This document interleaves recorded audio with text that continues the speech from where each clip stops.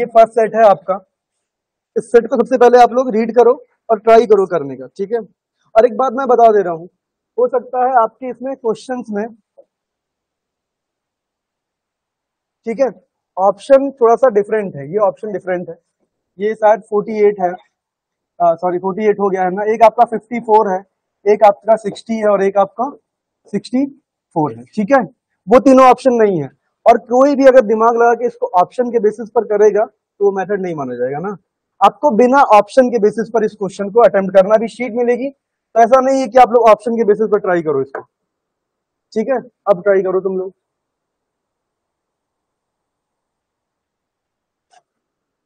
दिख रहा है ना सबको पीछे तक, तो ठीक है, रीड करो, तब तक अभी आपको शीट मिल जाएगी।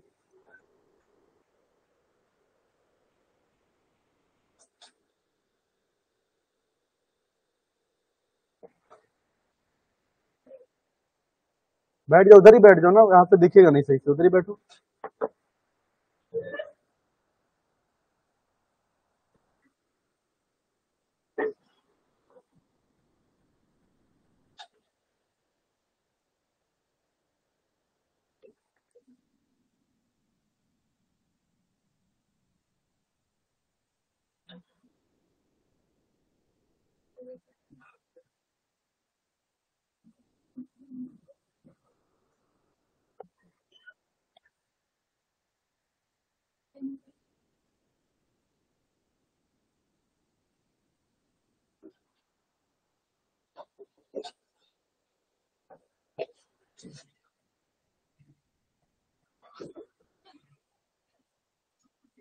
हाँ दे दीजिए, पीछे दे दीजिए।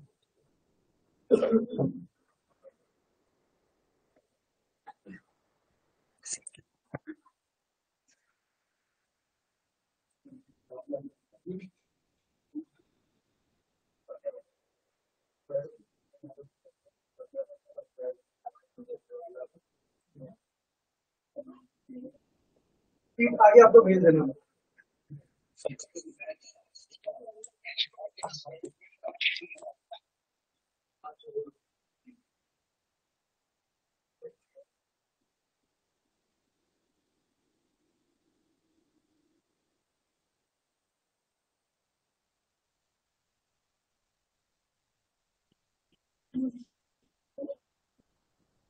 शीट्स खत्म हो गई क्या? ठीक है, एक सेकंड में बोलता हूँ।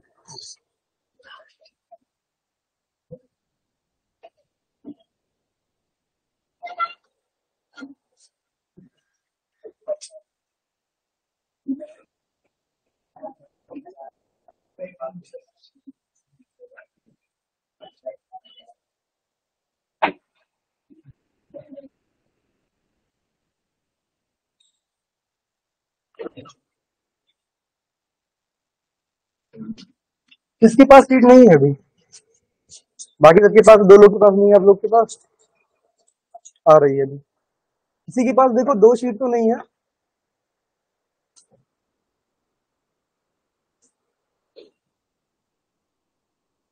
दो है आपको?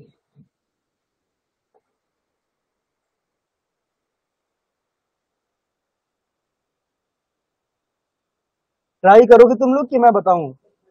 ट्राई करोगे? अच्छा करो। सर स्लाइड आगे कर दीजिएगा। सारी इंफॉर्मेशन इसी स्लाइड पर है। एक सेकंड, वो वही क्वेश्चन है, यही इतनी चीजें आपको बेटा उस स्लाइड पर भी दी गई है, बस वो सॉल्व करने के लिए मैं इंफॉर्मेशन यहाँ पर रखा हूँ, बाकी यही चीज उसमें दिया गया आपको, ठीक सर, ठीक सब है। कुछ क्वेश्चन शो कर दीजिए तो। क्वेश्चन के थ्रू सुब्रत जाना नहीं है, बट आप कह रहे हो तो देख लो एक बार, ये क्वेश्चन है।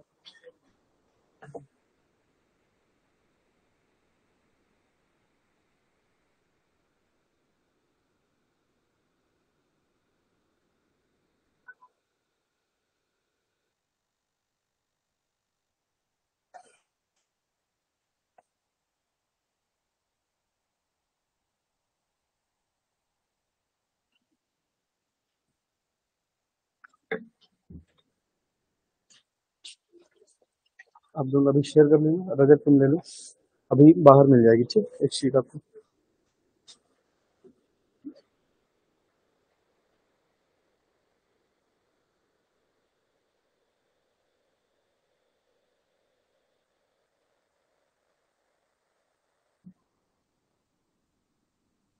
देखो आपकी शीट में ऑप्शन चेंज होंगे शायद ना, फर्स्ट क्वेश्चन का ऑप्शन चेंज है ना, पीपीटी में चेंजमेंट नहीं हुआ है। एक्चुअली इसमें है कुछ नहीं, मैं बता दे रहा हूँ, कुछ बच्चे समझ जाएंगे, वो ऑप्शन के बेसिस पर इसको निकाल लेते हैं फर्स्ट ऑप्शन के लिए ना, लेकिन ऑप्शन के बेसिस पर करोगे तो फिर कॉन्सेप्ट ही नहीं समझ पाओगे ना, इसमें मैक्सिमम ना सीखना है मेनली।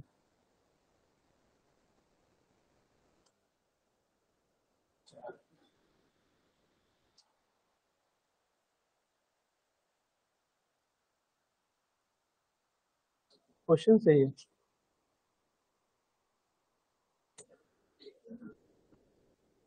सुब्रत क्वेश्चन देख लिया, हटा दूं? यस सर, हटा दीजिए।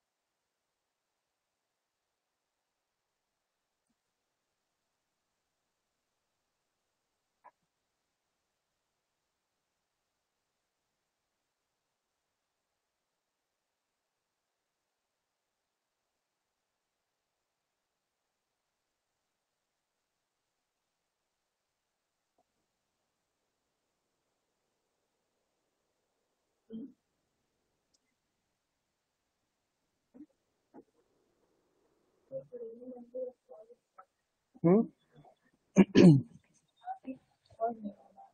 अब इसी पर अभी समझाऊंगा मैं, कोई नहीं, अभी देखना है। तब तक कुछ ना कुछ सोचो, हो सकता है कुछ दिमाग सही, हो सकता है कहीं सही लॉजिक लग जाए।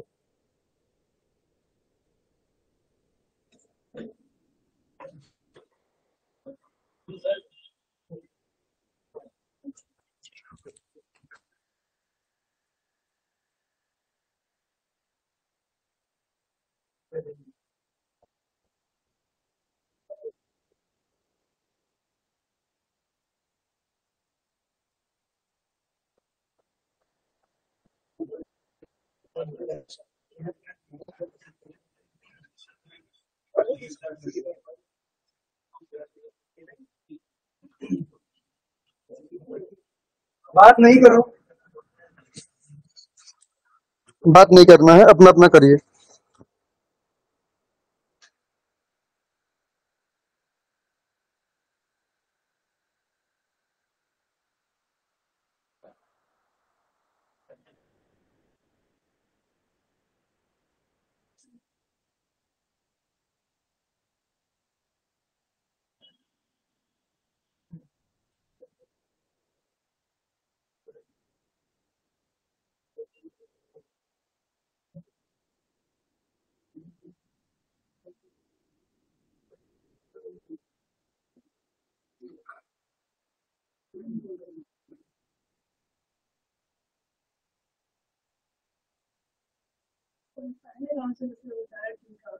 पहले का तो भाई देखो सिंपल सा दिया हुआ है कि डी और ई 4:3 के मल्टीपल में है, तो 4 का मल्टीपल उसमें एक ही ऑप्शन था 48, उससे जैसे डी निकालोगे तुम्हारा ई निकल जाएगा, फिर ए बी सी भी थोड़ा सा एफर्ट मारोगे तो निकल जाएगा, लेकिन उस मेथड से नहीं करना है, उसमें कहीं मैक्सिमम में लग रहा है, लग ही नहीं रहा, इसलिए तो मैं बोला कि उससे नहीं करना है, इसीलिए मैं चारों ऑप्शन को किस 4 के मल्टीपल में दे दिया हूँ।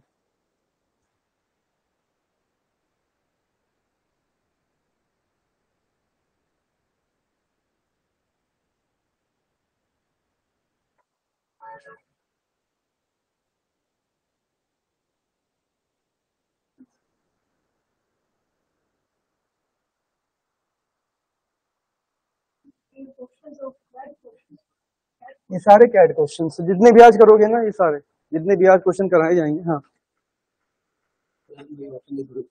नहीं करना है, मैं देखूंगा इन ऑप्शन के थ्रू ना। हाँ, देखो बात जानते हो क्या है, वो कभी हो सर कोइंसिडेंटली ऑप्शन दे दिया हो, अदरवाइज कैट कभी भी देगा तो तुमको वो ऑप्शन चार ऐसे देगा कि जो चारों पर मैच करेगा, वो कभी इतना इजी क्वेश्चन ही नहीं बनाएगा वो। हाँ,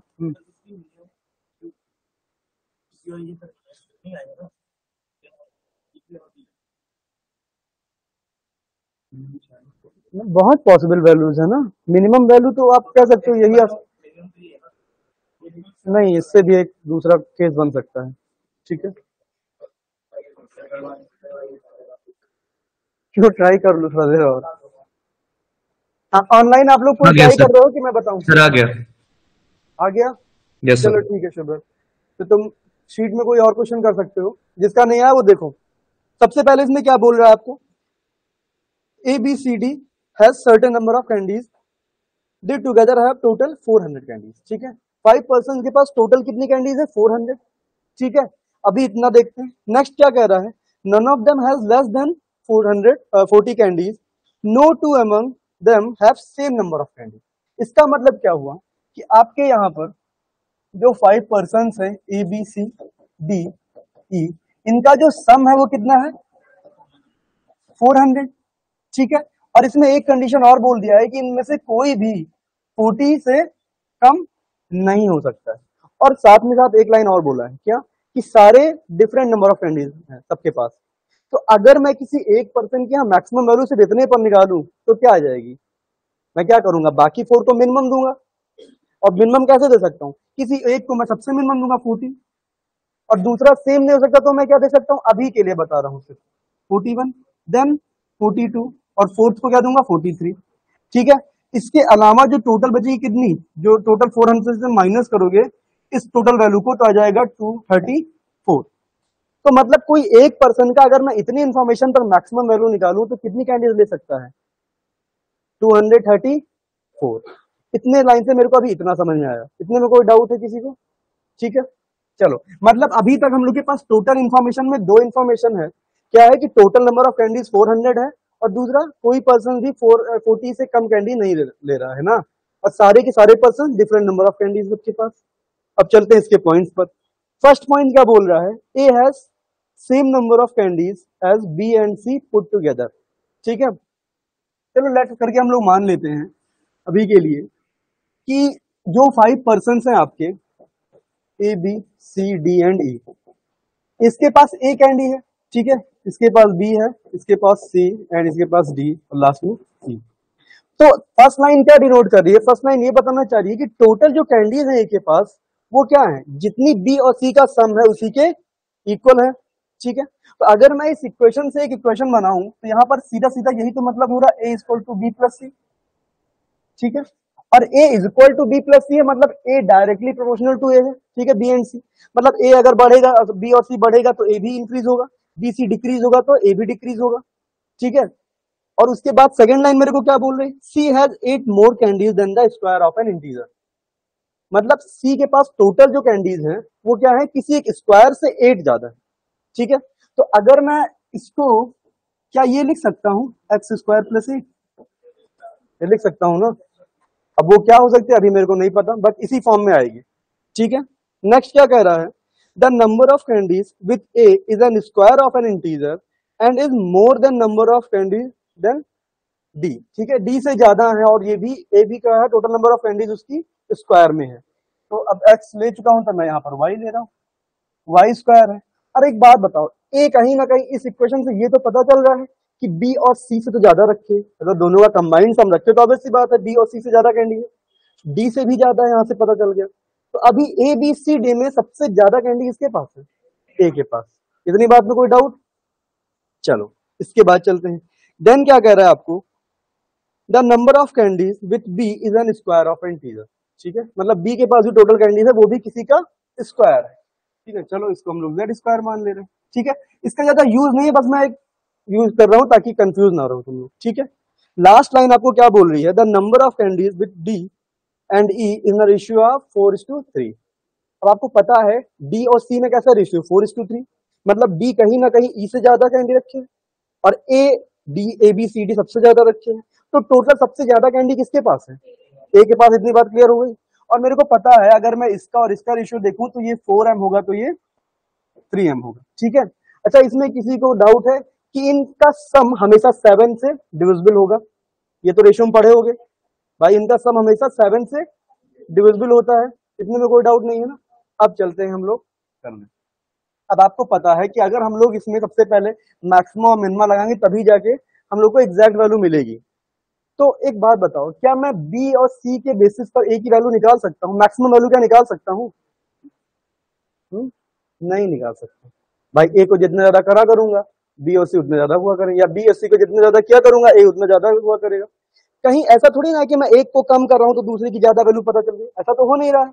हम लोग अभी क्या किए थे, ए प्लस बी इक्वल टू 50 में क्या कर रहे थे, जब ए को हम लोग मिनिमम कर रहे थे तो बी मेरा मैक्सिमम होता जा रहा था। इस बेसिस पर तो हम लोग को मैक्सिमम वैल्यू मिल रही थी। बट यहाँ पर तो बी और सी क्या हो रहा है, कहीं ना कहीं जैसे ज्यादा हो रहा है तो उसके साथ साथ ए भी ज्यादा हो रहा है।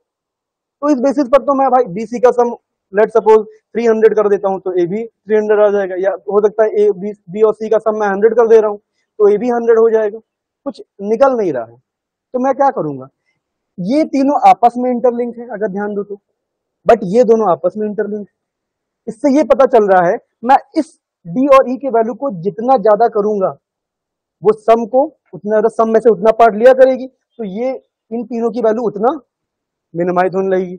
मतलब मैं इसको मैक्सिमम करूंगा तो ये मिनिमाइज होगी, अगर इसको अगर इसको मिनिमम करूंगा तो ये मैक्सिमम होगी, और इसको मैक्सिमम करूंगा तो ये मिनिमम होगा।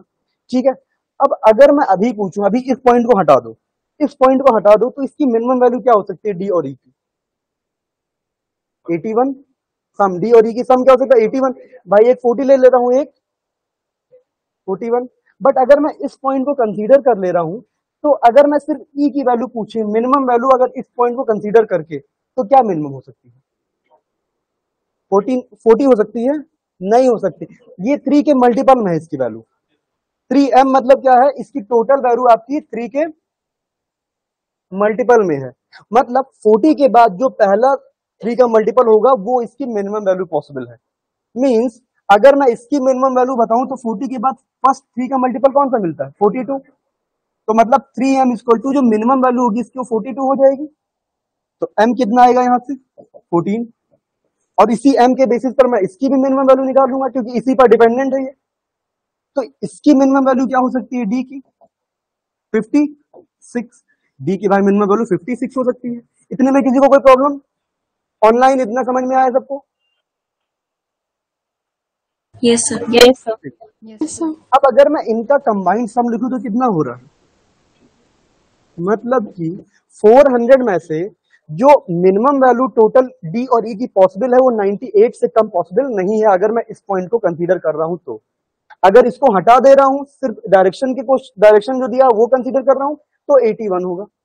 बट अगर मैं इस पॉइंट को कंसीडर कर ले रहा हूं तो 98 हो रहा है। ठीक है। अब अगर ये टोटल 400 में से डी और ई 98 है तो एबीसी कितने आ जाएंगे? 400 माइनस 98। भाई ये 98 क्या है, कहीं ना कहीं डी और ई है।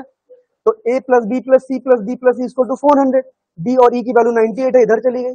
मतलब मेरे को पता है कि a प्लस बी प्लस सी जो मैक्सिमम पॉसिबल हो, कितना पॉसिबल है? 302। इतना बात समझ में आई?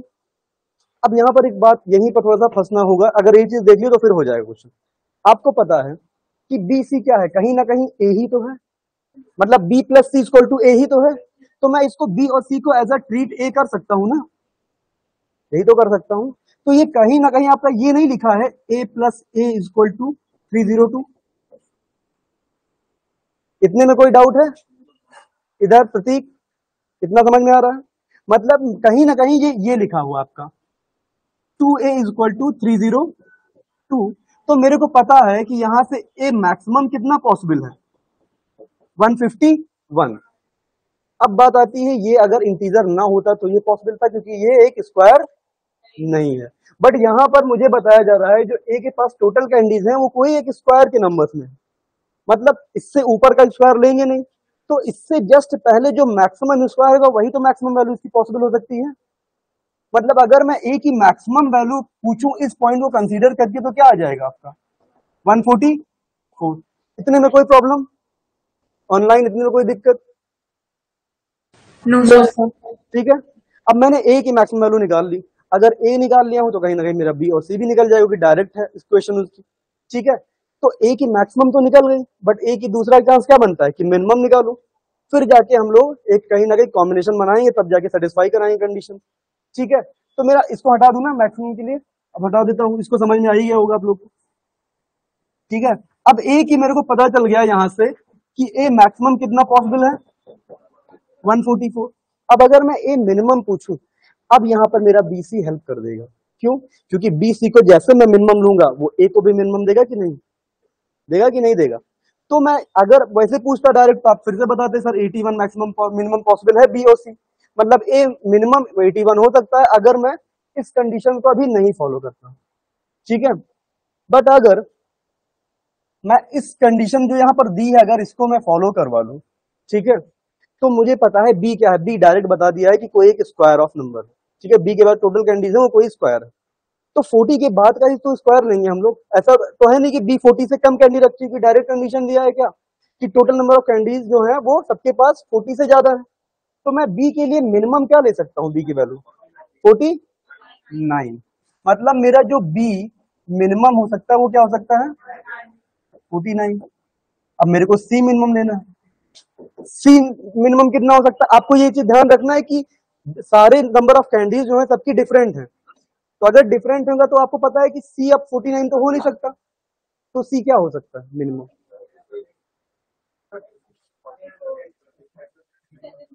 50, 57 नहीं होगा।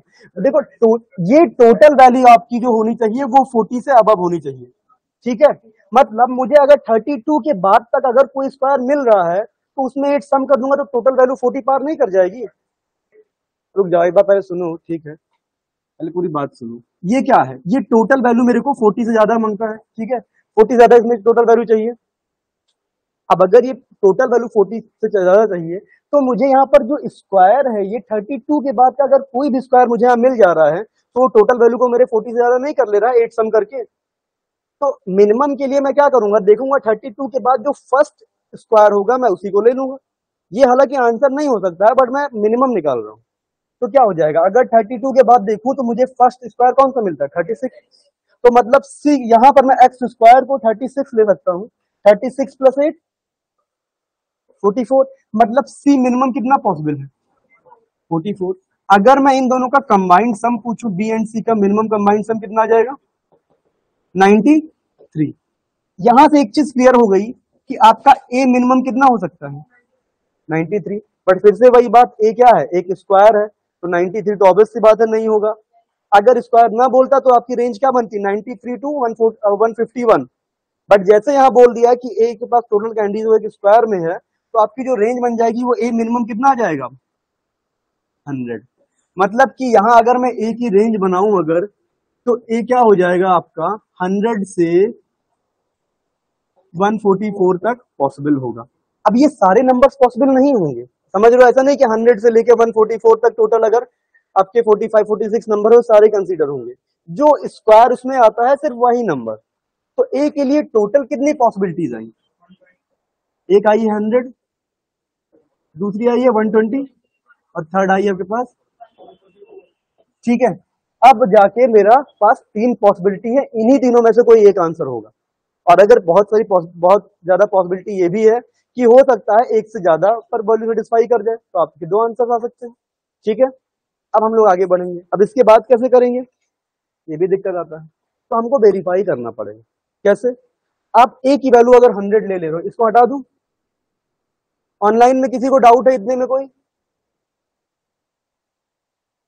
सर हाँ सर सी में एक्स स्क्वायर प्लस 8 में 32 के बाद ही से क्यों देखा था, मतलब हाँ बता रहा हूँ मैं। देखो आपको बोला है कि सारे टोटल जो भी पर पर्सन है उनके टोटल नंबर ऑफ कैंडीज हमेशा 40 से ज्यादा होनी चाहिए इंडिविजुअली। और सी के लिए कंडीशन दिया है कि सी के पास जो टोटल कैंडीज है वो किसी के स्क्वायर से 8 कैंडीज ज्यादा है, किसी नंबर्स के स्क्वायर से 8 ज्यादा है। ठीक है, तो मेरे को ये टोटल वैल्यू को आपको क्या करना पड़ेगा 40 से ज्यादा रखना पड़ेगा। ठीक है। और अगर मैं सी की इस वैल्यू की मिनिमम वैल्यू चाहता हूं तो मैं क्या करूंगा, मैं चाहूंगा कि इस नंबर्स को हमेशा 40 के आसपास ही रखूं। ठीक है, अगर 40 के आसपास रखूंगा तो मैं क्या करूंगा, इस वैल्यू को चाहूंगा 40 हो जाए इक्वल टू, तो अगर 40 ही है, 40 से पॉसिबल नहीं है। अगर ये 40 होती तो एक्स स्क्वायर क्या आ जाता, 32। बट 32 किसी का स्क्वायर थोड़ी ना है, तो मैं चाहूंगा क्या कि 32 के बाद कोई सा भी स्क्वायर मुझे मिलेगा, उसी में मैं 8 सम कर दूंगा, वो मेरी फर्स्ट वैल्यू हो जाएगी सी की। क्योंकि सी की जो कंबाइंड वैल्यू है वो किसी का स्क्वायर नहीं है, वो एक स्क्वायर से 8 ज्यादा है, सम है, 8 मोर देन है square of a number C की वैल्यू। इसलिए मुझे पता है 32 के बाद जो फर्स्ट स्क्वायर मिलता है आपको वो 36 मिलता है। तो जैसे मैं यहाँ पर 36 लूंगा तो ये 8 सम कर देगी और वैल्यू क्या हो जाएगी 44। बट अगर मैं ना 36 मान के उसके बाद सेकंड स्क्वायर कौन सा आता है 49, अगर 49 मिल जाएगा तो उसमें 8 सम करूंगा तो क्या हो जाएगा 57। तो भाई मिनिमम तो ये भी पॉसिबल थी, तो मैं इसको क्यों मिनिमम लिया हूं। अनुष्का क्लियर हुआ अभी। Yes sir. ठीक है, तो इसलिए हम लोग सी की वैल्यू को 44 लिए हैं मिनिमम वैल्यू। ठीक है, अगर लेट सपोज ए 100 होता, इतने में कोई डाउट है किसी को, इधर कोई डाउट नहीं है। अगर ए 100 होता तो मेरे को ए बी सी का कंबाइंड सम मिल सकता है, कितना हो जाएगा ए बी सी कंबाइंड, हाँ जी कितना हो जाएगा ए बी सी का कंबाइंड। भाई अगर मैं बोल दे रहा हूं ए इक्वल टू 100 है, ठीक है, तो ए प्लस बी प्लस सी कितना आ जाएगा 200 ना। आपको क्या दिया हुआ, ये जो लाइन दी वो क्या दी थी, सबसे पहले मैं यहां पर लिखा था A equal to B plus C ही तो दिया है। The number of candies does A have is candies of B and C put together, मतलब टोटल कैंडी जो है बी और सी के पास उतनी ही किसके पास है, ए के पास। तो अगर मेरे ख्याल से अगर मैं यहाँ बता रहा हूँ कि ए के पास अगर 100 है तो ऑब्वियस सी बात है बी और सी के पास सम भी कितना होगा, तो उनकी कैंडीज का सम कितना होगा 100। तो अगर मैं इन तीनों का सम लूंगा तो टोटल कैंडीज कितनी हो जाएंगी, समझ में आई बात कि नहीं। जैसे यहाँ पर अगर मैं इन तीनों का सम लिखूं तो क्या हो जाएगा ए प्लस बी प्लस सी, यही तो पूछना मैं पूछ रहा हूँ। मुझे पता है ए इक्वल टू 100 है, उसके बाद ये भी पता है कि ए इक्वल टू बी प्लस सी, तो मैं बी प्लस सी की जगह पर ए पुट कर दूंगा, A plus A equal to 2a, और ए मैंने बोल दिया 100 है तो 100 इंटू 2 कितना हो जाएगा 200 कैंडी। इतनी बात क्लियर है कि नहीं, इतने में तो कोई डाउट नहीं है ना। अब ऑनलाइन आप लोगों को, आयुषी अनन्या आशनी आप लोग को, नो नो सर। सर। ठीक है। तो मतलब मेरे को पता है अगर ए को मैं 100 मार रहा हूं तो ए प्लस बी प्लस सी का सम क्या हो जाना चाहिए 200, मतलब तीन का सम 200 हो। तो बची हुई कैंडीज किसमें डिस्ट्रीब्यूट होना है, डी और ई में। बची कितनी कैंडीज 200। बट यहाँ पर एक प्रॉब्लम क्या है कि जो टोटल कैंडीज है डी और ई के पास, उनका जो टोटल सम है वो किसका मल्टीपल होना चाहिए था 7 का। क्यों, क्योंकि अगर मैं इसको 4 ले लेता हूँ, लेट सपोज इसको 3 ले लेता हूँ, तो इनका कंबाइंड सम हमेशा 7 से डिविजिबल होगा।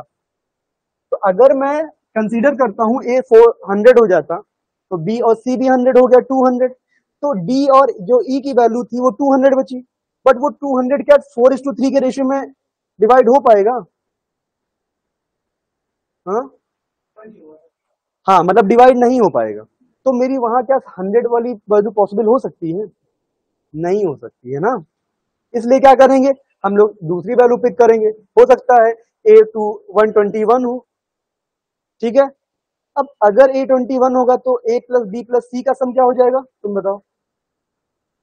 A अगर 121 होगा तो A प्लस बी प्लस सी का सम कितना हो जाएगा, ऑनलाइन बताइए आप लोग। If A is equal to 121 then what is the value of A plus B plus C, कितने हो जाएगा इनका सम 242। 242 हो जाएगा। समझ में आया, मतलब उसमें कंबाइंड जो इन तीनों की वैल्यू हो जाएगी वो 242 हो जाएगी। तो बची हुई वैल्यू किसमें डिस्ट्रीब्यूट होगी, सी और ई में, सॉरी डी और ई में। तो टोटल कैंडीज कितनी है 400, तो डी प्लस ई को कितनी मिली 400 माइनस 242 158। अब अगर 158 4:3 के रेशियो में डिस्ट्रीब्यूट हो जाएगा तो ये आंसर रहेगा, ये कंसीडर होगा। बट नहीं होगा, क्यों, 7 से डिविजिबल नहीं है। कैसे नहीं डिविजिबल है, डिविजिबल करके देख लो, यहाँ पर 18 बचेगा, 18 7 से डिविजिबल नहीं है। तो मतलब मुझे पता है मेरा ये भी आंसर नहीं हो सकता। तो अब सीधा सा दिख रहा होगा आपका, इसके बाद लास्ट वाला ही कहीं ना कहीं सेटिस्फाई कर जाएगा, बट देख लेते हैं करके। अब अगर ए क्या हो जाए 144, अगर a इक्वल टू 144 हो जाएगा तो a प्लस बी प्लस सी कितना हो जाएगा, तो d प्लस ई कितना आ जाएगा 400 माइनस 288 मतलब 112। क्या ये 7 से डिविजिबल है ना भाई, सिंपल सा दिख रहा है, 7 इंटू 16 से डिविजिबल है, मतलब यहाँ क्या आएगा 16 पार्ट आएगा। ठीक है, अगर ये मेरा 112 है, ये किसके इक्वल है 3m प्लस 4m के इक्वल है। ठीक है, मैं डायरेक्ट स्टेप वाइज करूं ताकि किसी को कंफ्यूजन ना हो। तो यहाँ 7m इक्वल टू क्या हो गया 112, मतलब कि m कितना आ गया 16। अब ये वैल्यू मेरी डायरेक्ट निकल आई कितनी, अब मेरी यहाँ पर डायरेक्ट निकल आया, ये क्या हो जाएगा 4m इक्वल टू 16 है, तो ये क्या हो जाएगा 16 इंटू 4 टाइम कितना हो जाएगा 64, और ये कितना हो जाएगा 48। बट प्रॉब्लम क्या आ रही है, अभी ए बी सी का कंबाइंड सम तो निकल आया, बट इंडिविजुअल वैल्यू नहीं पता चली है, हमको उस पर भी तो वर्क करना पड़ेगा। ठीक है, तो अगर मेरे को अब यहां से हटा देते हैं, इस पर आते हैं। ठीक है, मुझे पता है ए इक्वल टू कितना है, तो मुझे यहां कहीं ना कहीं ए वाली भी वैल्यू पता चल रही है 144। ठीक है, बट प्रॉब्लम क्या आ रही है, Z square plus X square plus 8 equal to कितना होना चाहिए 144, क्योंकि बी और सी का कंबाइंड सम ही तो आपका क्या है 144। कहीं ना कहीं अगर इस इक्वेशन में मैं लिखूं तो क्या लिख सकता हूं, Y square equal to Z square plus X square plus 8, जिसमें आपको पता है वाई स्क्वायर कितना है 144, तो यहां पर क्या बचा Z square plus X square plus 8, मतलब आपका Z square plus X square कितना आ गया 136 आया कि नहीं। ठीक है, तो मेरे को देखना है किन दो स्क्वायर का सम 136 पड़ता है। तो एक तो डायरेक्ट आपको दिख जाएगा कि 100 और 36, एक डायरेक्ट दिख रहा है भाई 100 और 36 डायरेक्ट 136 हो जाएंगे, दोनों स्क्वायर है। ठीक है, बट अगर नहीं दिख रहा है तो फिर लेना स्टार्ट करो। आपको पता है z वाली वैल्यू x वाली वैल्यू कौन सी है c की, मतलब इसको 36 ले सकते हो तुम, x को 36 ले सकते हो ना भाई, मिनिमम 36 पॉसिबल था ना x, जैसे 36 लोगे तो ये आपका 100 आ जाएगी। बट यही पॉसिबल नहीं हो सकता, आपको सारे पॉसिबल कॉम्बिनेशन देखने पड़ेंगे, क्योंकि हमेशा क्वेश्चन ऐसा होता है कि 3 की वैल्यू हो सकता है एग्जैक्ट निकल आए, बट बाकी दो में कॉम्बिनेशन बनने लगता है कैट के पेपर में। तो एक तो कॉम्बिनेशन मिल गया आपको, क्या हो गया यहाँ पर सी आपका हो जाएगा 44 इसी बेसिस पर, और बी आपका हो जाएगा 100, ए हो जाएगा 44। ठीक है, बट इसके दूसरे भी देख लो ना, अब हो सकता है इसको मैं क्या ले सकता हूँ, यहाँ पर अगर x को मैं दूसरा 49 ले सकता हूँ, अगर 49 लोगे तो ये कितना हो जाएगा टोटल 57। अब 57 यहाँ रखोगे, सॉरी इसमें x स्क्वायर 49 लोगे तो जो तुम्हारा जेड स्क्वायर देखना पड़ेगा कोई स्क्वायर मिल रहा है कि नहीं, नहीं मिलेगा। तो अब तुम पूरी पॉसिबिलिटी लेके देखना, तुमको मिलेगा एक ही पॉसिबिलिटी वही से। ठीक है, ये तुम चेक करना, मैं सारी नहीं चेक करा रहा हूँ। ठीक है, तो जाके यहाँ से आपको, अब तुमको ये डाउट आएगा कि इसमें मैं 36 किसको लूं, तो 36 आप जेड को नहीं ले सकते, क्योंकि जेड स्क्वायर की वैल्यू ही बी की वैल्यू है, और बी की टोटल नंबर ऑफ कैंडीज जो है 40 से ज्यादा है, तो तुमको ये जो 36 वाला केस है वो सी को ही डिस्ट्रीब्यूट करना पड़ेगा। ठीक है, हाँ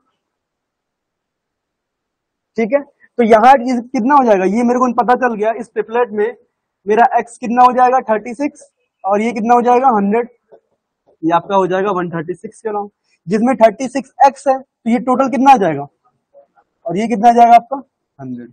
तो ये कॉन्सेप्ट है मैक्सिमम नंबर के थ्रू, अगर इसको करोगे तब जाके इस तरीके का आंसर आएगा।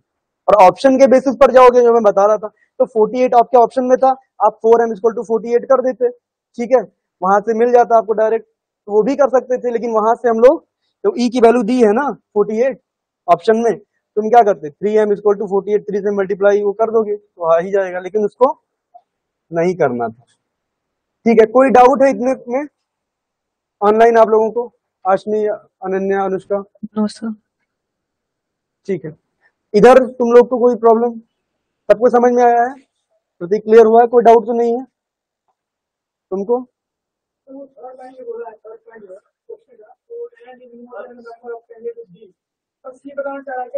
हाँ, उससे कोई मतलब नहीं, उससे बस वो ये बताना चाह रहा है कि जो टोटल कैंडी ए के पास है वो डी से ज्यादा है, और उसमें कोई रिलेशन नहीं बता रहा है। अगर सेकंड लास्ट की बात करो, फर्स्ट लास्ट में वो बता रहा है कि ए के पास जो टोटल कैंडीज हैं वो किसी नंबर्स का स्क्वायर है जो कि डी के कैंडी से ज्यादा है, बस इतना चीज बता रहा है। ठीक है, पीछे और किसी को कोई डाउट? ठीक है, तो इससे क्वेश्चंस बनाए। ठीक है, कर लो। रेंज वहां पर पता चल गई थी आपको, उसके बाद उसको आपको वेरीफाई करना पड़ेगा, बस ये मेन क्वेश्चन था। अरे समझ में आया? 144 क्यों लिया, समझ में नहीं आया? तो क्या लेना चाहिए था ये बताओ, तब मैं बताऊं वो क्यों नहीं लिया। मतलब ये तीनों में से सिर्फ इसको क्यों लिया, ये समझ ये नहीं आया?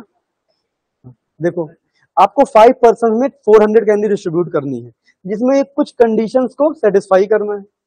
तो जब ए को 100 ले लोगे तो बी और सी को भी तो सेम मिलेगा, क्योंकि ए के पास जो टोटल कैंडीज हैं वो क्या है, बी और सी का सम है। तो टोटल ए बी सी मिलकर कितनी कैंडी रख लिए? 200।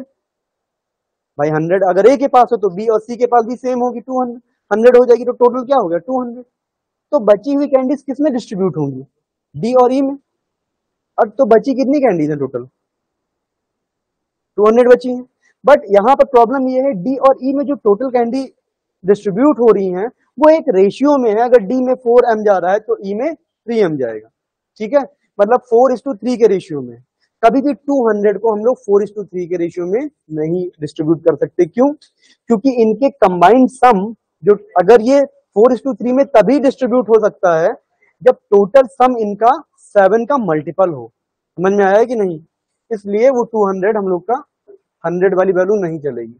सेम इसी लॉजिक्स पर आपका सेकंड वैल्यू भी यहां से कैंसिल हो जाएगी, तो थर्ड जाके आपका आंसर होगा। ठीक है, कोई डाउट इतने में? समझ में आ गया? ऑनलाइन आप लोग को एक बार कोई इसमें डाउट तो पूछ लीजिए।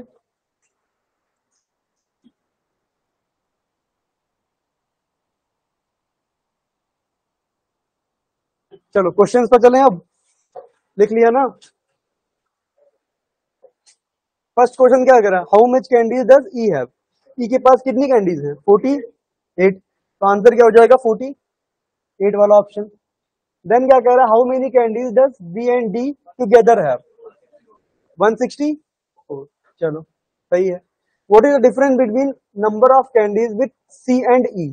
सी के पास भाई कितनी थी, 44 थी, और ई के पास 48 है। तो डिफरेंस कितने का आया, आपके पास 4 का डिफरेंस आ गया।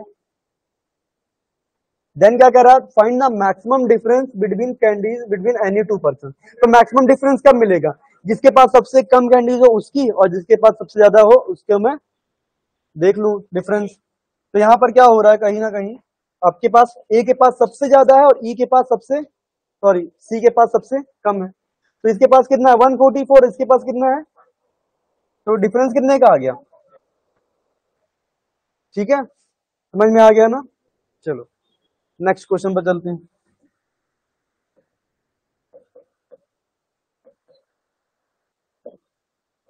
ये क्वेश्चन करो भाई, अब पढ़ोगे नहीं घर पर तो दिक्कत होगी। बहुत इजी क्लास कर ली है, ऑर्डर एंड सीक्वेंस की और अरेंजमेंट की।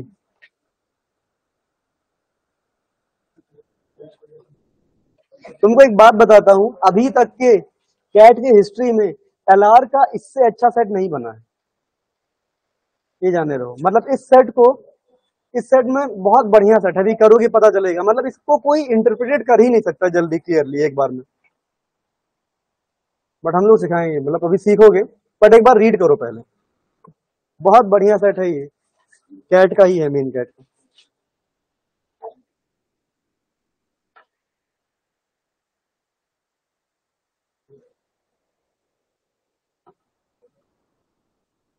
अगर इंग्लिश अच्छी नहीं होगी ना तो इसको समझ ही नहीं पाओगे, पहली बात तो। आपके शीट में ये क्वेश्चन है आपका, क्वेश्चन नंबर 13 to 17।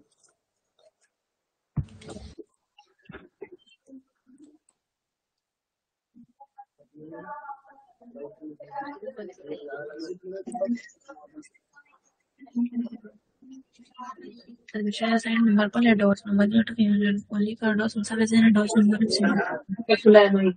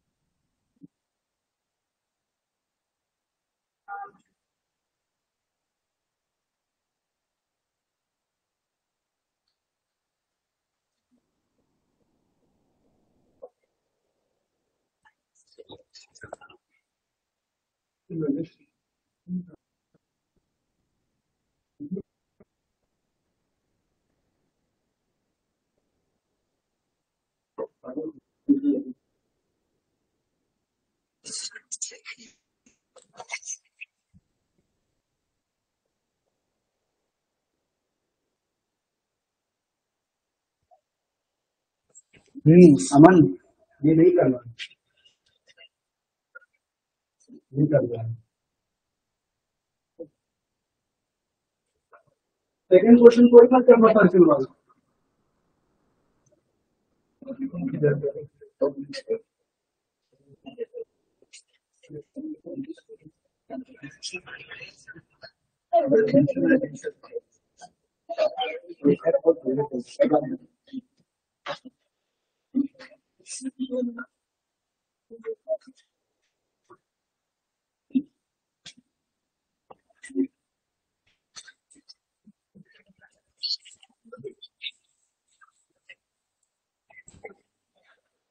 इस सेट में टाइम होना मेरे ख्याल से सही नहीं रहेगा, क्यों?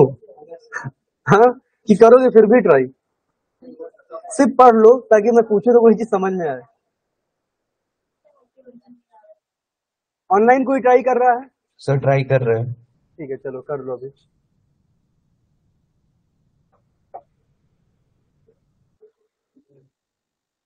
इसमें सारी इंफॉर्मेशन बहुत इन्फ्लुएंस बेस्ड है।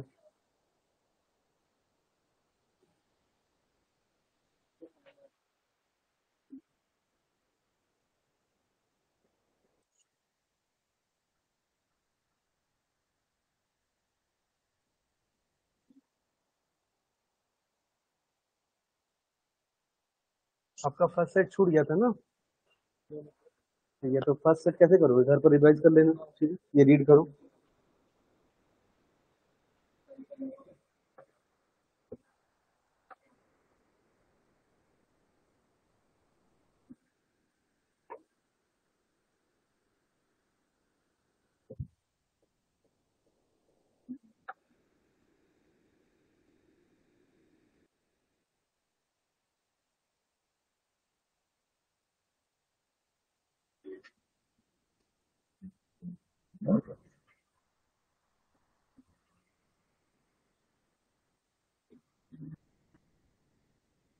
क्या हो गया? रीड करिए, समझ, एक बार समझो, कोशिश करो समझने की सेट को। पढ़ो, एक दो बार रीड करोगे तो समझ में आएगा क्या बात हो रही है उसमें। रीडिंग कर लिया है? रीडिंग सब करेंगे सेट को एक बार, क्योंकि तभी मैं समझ पाऊंगा कि कितना समझ में आ रहा है।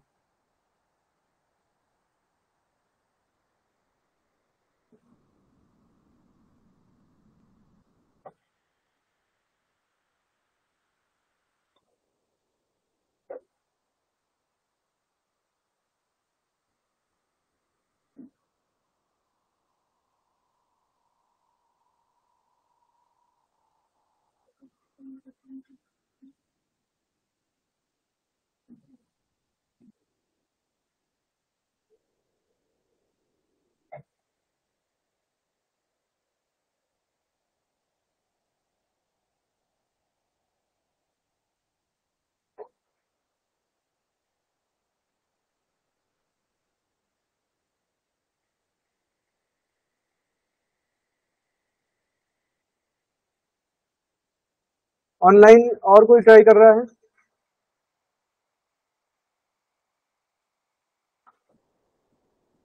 आशनी, अनन्या, अनुष्का, आप लोग में से कोई ट्राई कर रहा है? ये सर कर रहे थे।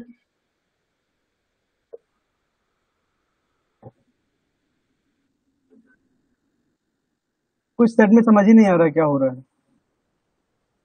थोड़ा बहुत तो समझ में आ रहा होगा। क्या हो रहा है बताओ, थोड़ा सा ऐसे बताओ क्या बात हो रही है। ये तो डायरेक्ट लिखा है। नंबर तो चेंज हो रहा है, जैसे कि सर अब कोई इससे कनेक्टेड नहीं है तो उसका जो है इनफाइनाइट ले लिया गया है। और अगर उसके जो सर को आता है उससे जाकर कोऑथरशिप के बेसिस पर एक नंबर्स उनको डिस्ट्रीब्यूट किया जाए। हाँ, डाटा बन रहा है कोऑथरशिप। तो कोऑथरशिप कैसे हो सकती है भाई? एक केस ये है कि भाई एक पॉल एडॉस है जो कि इनमें कहीं ना कहीं सुपीरियर है, तो एक पॉल एडॉस से किसी की कोऑथरशिप हो सकती है। एक आपस में पॉल एडॉस कोई ना हो तो 2% की कोऑथरशिप हो सकती है, ठीक है। और तीसरी एक कोऑथरशिप कोई हो ही नहीं सकती। इन्हीं 3 पॉसिबिलिटीज पर पूरा सेट है, ठीक है। बाकी आगे उसके ऑपरेशंस भी हैं। मैं फिर से बोलूं भाई, देखो कोऑथरशिप हो रही है ना उस क्वेश्चन में। ओवरऑल मेन तो यही है ना। कोऑथरशिप में क्या हो रहा है? एक पॉलिडॉस के साथ एक कोऑथरशिप हो रही है किसी भी मैथमेटिशियन की, तो एक अलग केस चल रहा है। अब अगर कोई 2 मैथमेटिशियन उसमें से कोई पॉलिडॉस नहीं, तो एक अलग केस चल रहा है। और एक ऐसा केस है कि अगर कोई कोऑथरशिप कर ही नहीं रहा है, ठीक है। इन्हीं तीनों पर केस चल रहे हैं, बाकी और आगे ऑपरेशन हो रहे हैं उसी बेसिस पर। लेकिन उसको समझ ही नहीं आ रहा कि किस पैटर्न में करें, क्यों?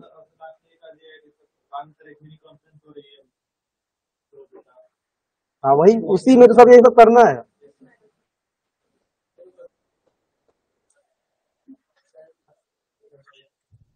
ये सब ये क्वेश्चन बहुत बढ़िया है। इसमें तुम्हारी लैंग्वेज इतनी अच्छी चेक होगी, कितनी इंग्लिश आती है। चलो करें, अब स्टार्ट करें, ठीक है। चलो करते हैं। क्या बोल रहा है क्वेश्चन है आपका? Mathematician are assign a number called Erdos number named after the famous mathematician Paul Erdos. Mathematician को नंबर एक असाइन होता है, ठीक है। उसके बारे में इंफॉर्मेशन दी जा रही है। फर्स्ट पॉइंट क्या बोल रहा है? Only Paul Erdos himself as a Erdos number of 0। मतलब अगर कोई उसमें से कोई पॉल एडॉस होगा, ठीक है, अगर कोई मैथमेटिशियन होगा पॉल एडॉस खुद, तो उसी को 0 नंबर असाइन हो सकता है, बाकी किसी को 0 नंबर असाइन नहीं हो सकता। इस लाइन का मतलब समझ में आया? कोई डाउट नहीं? आगे चलते हैं। Any mathematician who has written a research paper with Erdos and Erdos number of 1। आपको पता है कि एरडॉस, पॉल एरडॉस का एरडॉस नंबर क्या है? 0।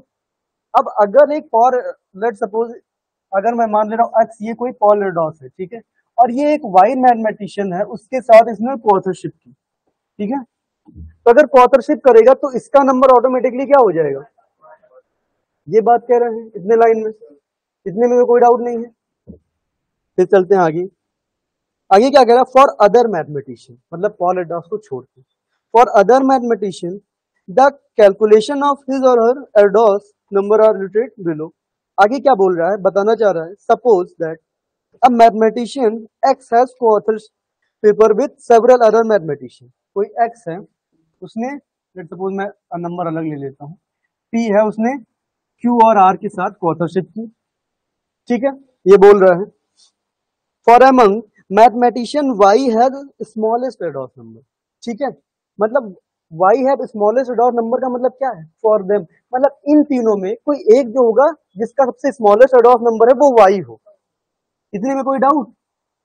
अगर लेट सपोज मैं कह दे रहा हूं कि क्यू के पास जो नंबर है वो वाई है, वो इन तीनों के लिए क्या है? मिनिमम है, ठीक है। आगे क्या बात हो रही है इसके बाद?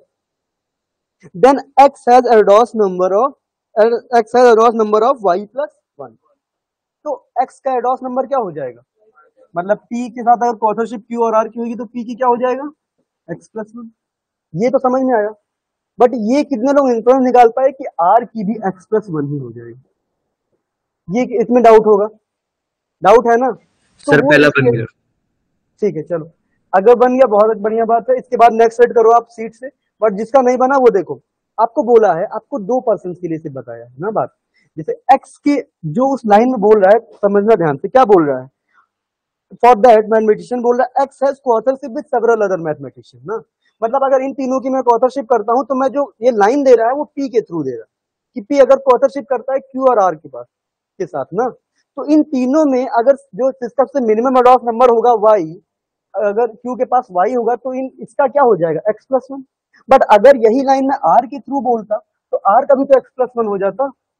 समझ में आया कि नहीं? मतलब अगर 5 पर्सन एक साथ कोऑथरशिप करते हैं, उसमें किसी एक का मिनिमम सबसे कम है वाई, तो बाकी चार का क्या हो जाएगा Y plus sorry Y plus one सबका चारों का वाई प्लस वन हो जाएगा। ये बात बोल रहे हैं, इतने में कोई डाउट किसी को ऑनलाइन आप लोगों में से किसी को? अनन्या, अनुष्का, आप लोग, सलोनी, नो आयुषी, नो सर। इतने में कोई डाउट नहीं है ना? ये लाइन तो समझ में आ गई ना इजली, यही मेन लाइन थी। इसके बाद क्या कह रहा है, hence any mathematician with no co-authorship chain connected to the ADOS has ADOS number of infinity। मतलब अगर कोई co-authorship chain में नहीं होगा तो उसका ADOS नंबर क्या हो जाएगा इन्फिनिटी। तीन केस दिया है। सबसे पहला अगर ADOS के साथ किसी का अगर co-authorship होता है तो उसका ADOS नंबर क्या हो जाएगा 1। आपको पता है ADOS का क्या है 0। 3 से 4 मैथमेटिशियन अगर आपस में co-authorship करते हैं उसमें से सबसे मिनिमम जिसका होगा एक का, बाकी सबका उसी पर डिपेंडेंट है, क्या हो जाएगा वाई अगर उसका है तो बाकी सबका Y plus one Y plus one Y plus one. ठीक है। तीसरा पॉइंट क्या है, अगर कोई एक पर्सन किसी के साथ ऑथरशिप करता ही नहीं है तो क्या हो जाएगा उसका इन्फिनिटी। इतने में कोई डाउट नहीं है ना? चलो इसके बाद आगे वो बता रहे हैं इसको करना क्यों है। बता रहे हैं कि in a 7 day long mini conference organize in a memory of Paul Erdos a close group of 8 mathematician called A B C D E F G and H discuss some research paper. इसीलिए को authorship हो रही, एक research paper को discuss कर रहे हैं। अब रिसर्च पेपर है तो ऑब्वियस सी बात है एक से ज्यादा लोग एक दूसरे में क्या किए होंगे, कहीं ना कहीं ऑथरशिप किए होंगे। ठीक है। Discuss research paper, discuss the research problem at the beginning of the conference. A is the only participant who had infinity Erdos number. ठीक है। एट द अगर मैं सबसे पहले बात करूं तो ए के पास कैसा एडॉस नंबर है, मतलब ए क्या किसी के साथ ऑथरशिप किया होगा? नहीं किया होगा। ठीक है। आगे क्या बोल रहा है इसके बाद, nobody had Erdos number less than F, मतलब एफ के पास मिनिमम एडॉस नंबर, ये भी बता दिया आपको। अब मैं इसके लाइन की बात से अगर आप लोगों ने थोड़ा सा रीड किया हो तो आप लोग को एक चीज सीधा सीधा पता चल रहा होगा, आपकी जो ऑपरेशन हो रहे हैं 7 डे के कॉन्फ्रेंस तो भले ही हो रही है, बट जो भी चेंजमेंट आ रहे हैं वो फर्स्ट डे में हो रहा है, थर्ड डे में हो रहा है, और तो भाई ऑब्वियस सी बात है, अगर फर्स्ट डे में होगा तो सेकंड डे में कुछ नहीं हुआ, तो थर्ड डे में हो रहा है, फिर फोर्थ डे में कुछ नहीं हो रहा, फिफ्थ में, फिर सिक्स सेवंथ में वही चल रहा है। तो मेरे को सेकंड और थर्ड क्यों निकालना, सेकंड क्यों निकालना अगर मैं फर्स्ट निकाल लिया हूँ तो मुझे जो भी चीज में ऑपरेशन करना है वो 3 डेज के अकॉर्डिंग करना है, सिर्फ फर्स्ट डे, थर्ड डे और फिफ्थ डे में। समझ में आई बात इतनी? ठीक है। तो अगर मैं एक कॉलम यहाँ पर बनाऊं ऐसे, जिसमें मुझे मैथमेटिशियन के मुझे नाम दिया है, फर्स्ट डे में इनको नंबर्स देने हैं, थर्ड डे में और फिफ्थ डे में, ऐसे एक टेबल फॉर्म होगी। ठीक है। अब हम लोग आते हैं फर्स्ट डे में। सबसे पहले तो फर्स्ट डे की इंफॉर्मेशन दे दिया, क्या दिया कि ए के पास एडॉस नंबर क्या है इंफिनिटी, और बाकी एफ के पास क्या है सबसे मिनिमम है, बाकी और की तो किसी के बारे में मुझे कुछ बताया नहीं है। यही इतना तो इन्फॉर्मेशन दिया है फर्स्ट डे में कि कुछ और दिया है, और बाकी फिर हम लोग थर्ड डे पर मूव कर जाएंगे। तो अगर मैं फर्स्ट डे में लिखूं तो आपको पता है ए का, अगर मैं यहाँ पर मैथमेटिशियन के नाम लिख दूं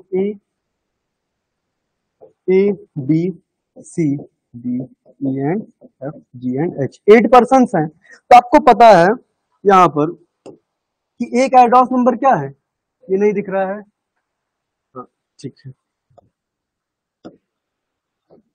ए का एडॉस नंबर क्या है इंफिनिटी। ऑनलाइन सबको दिख रहा है colour? Yes yes sir. Sir. A के पास इंफिनिटी है और एफ के पास मुझे नहीं पता क्या है, तो मैं इसको स्मॉल एफ मान ले रहा हूं, बट ये मिनिमम वैल्यू है इन सब में, ये चीज मेरे को बोल दिया है, और बाकी किसी के बारे में कोई डेटा नहीं दिया गया है, तो मैं बाकी को एज इट इज ले रहा हूँ कि बी हो सकता है, ये सी, ये डी, ये ई हो जाएगा, और ये आपका जी, और ये एच हो जाएगा। इसके अलावा मुझे फर्स्ट डे के बारे में कोई इन्फॉर्मेशन नहीं दी गई, तो जो दी गई थी वो मैं लिख लिया।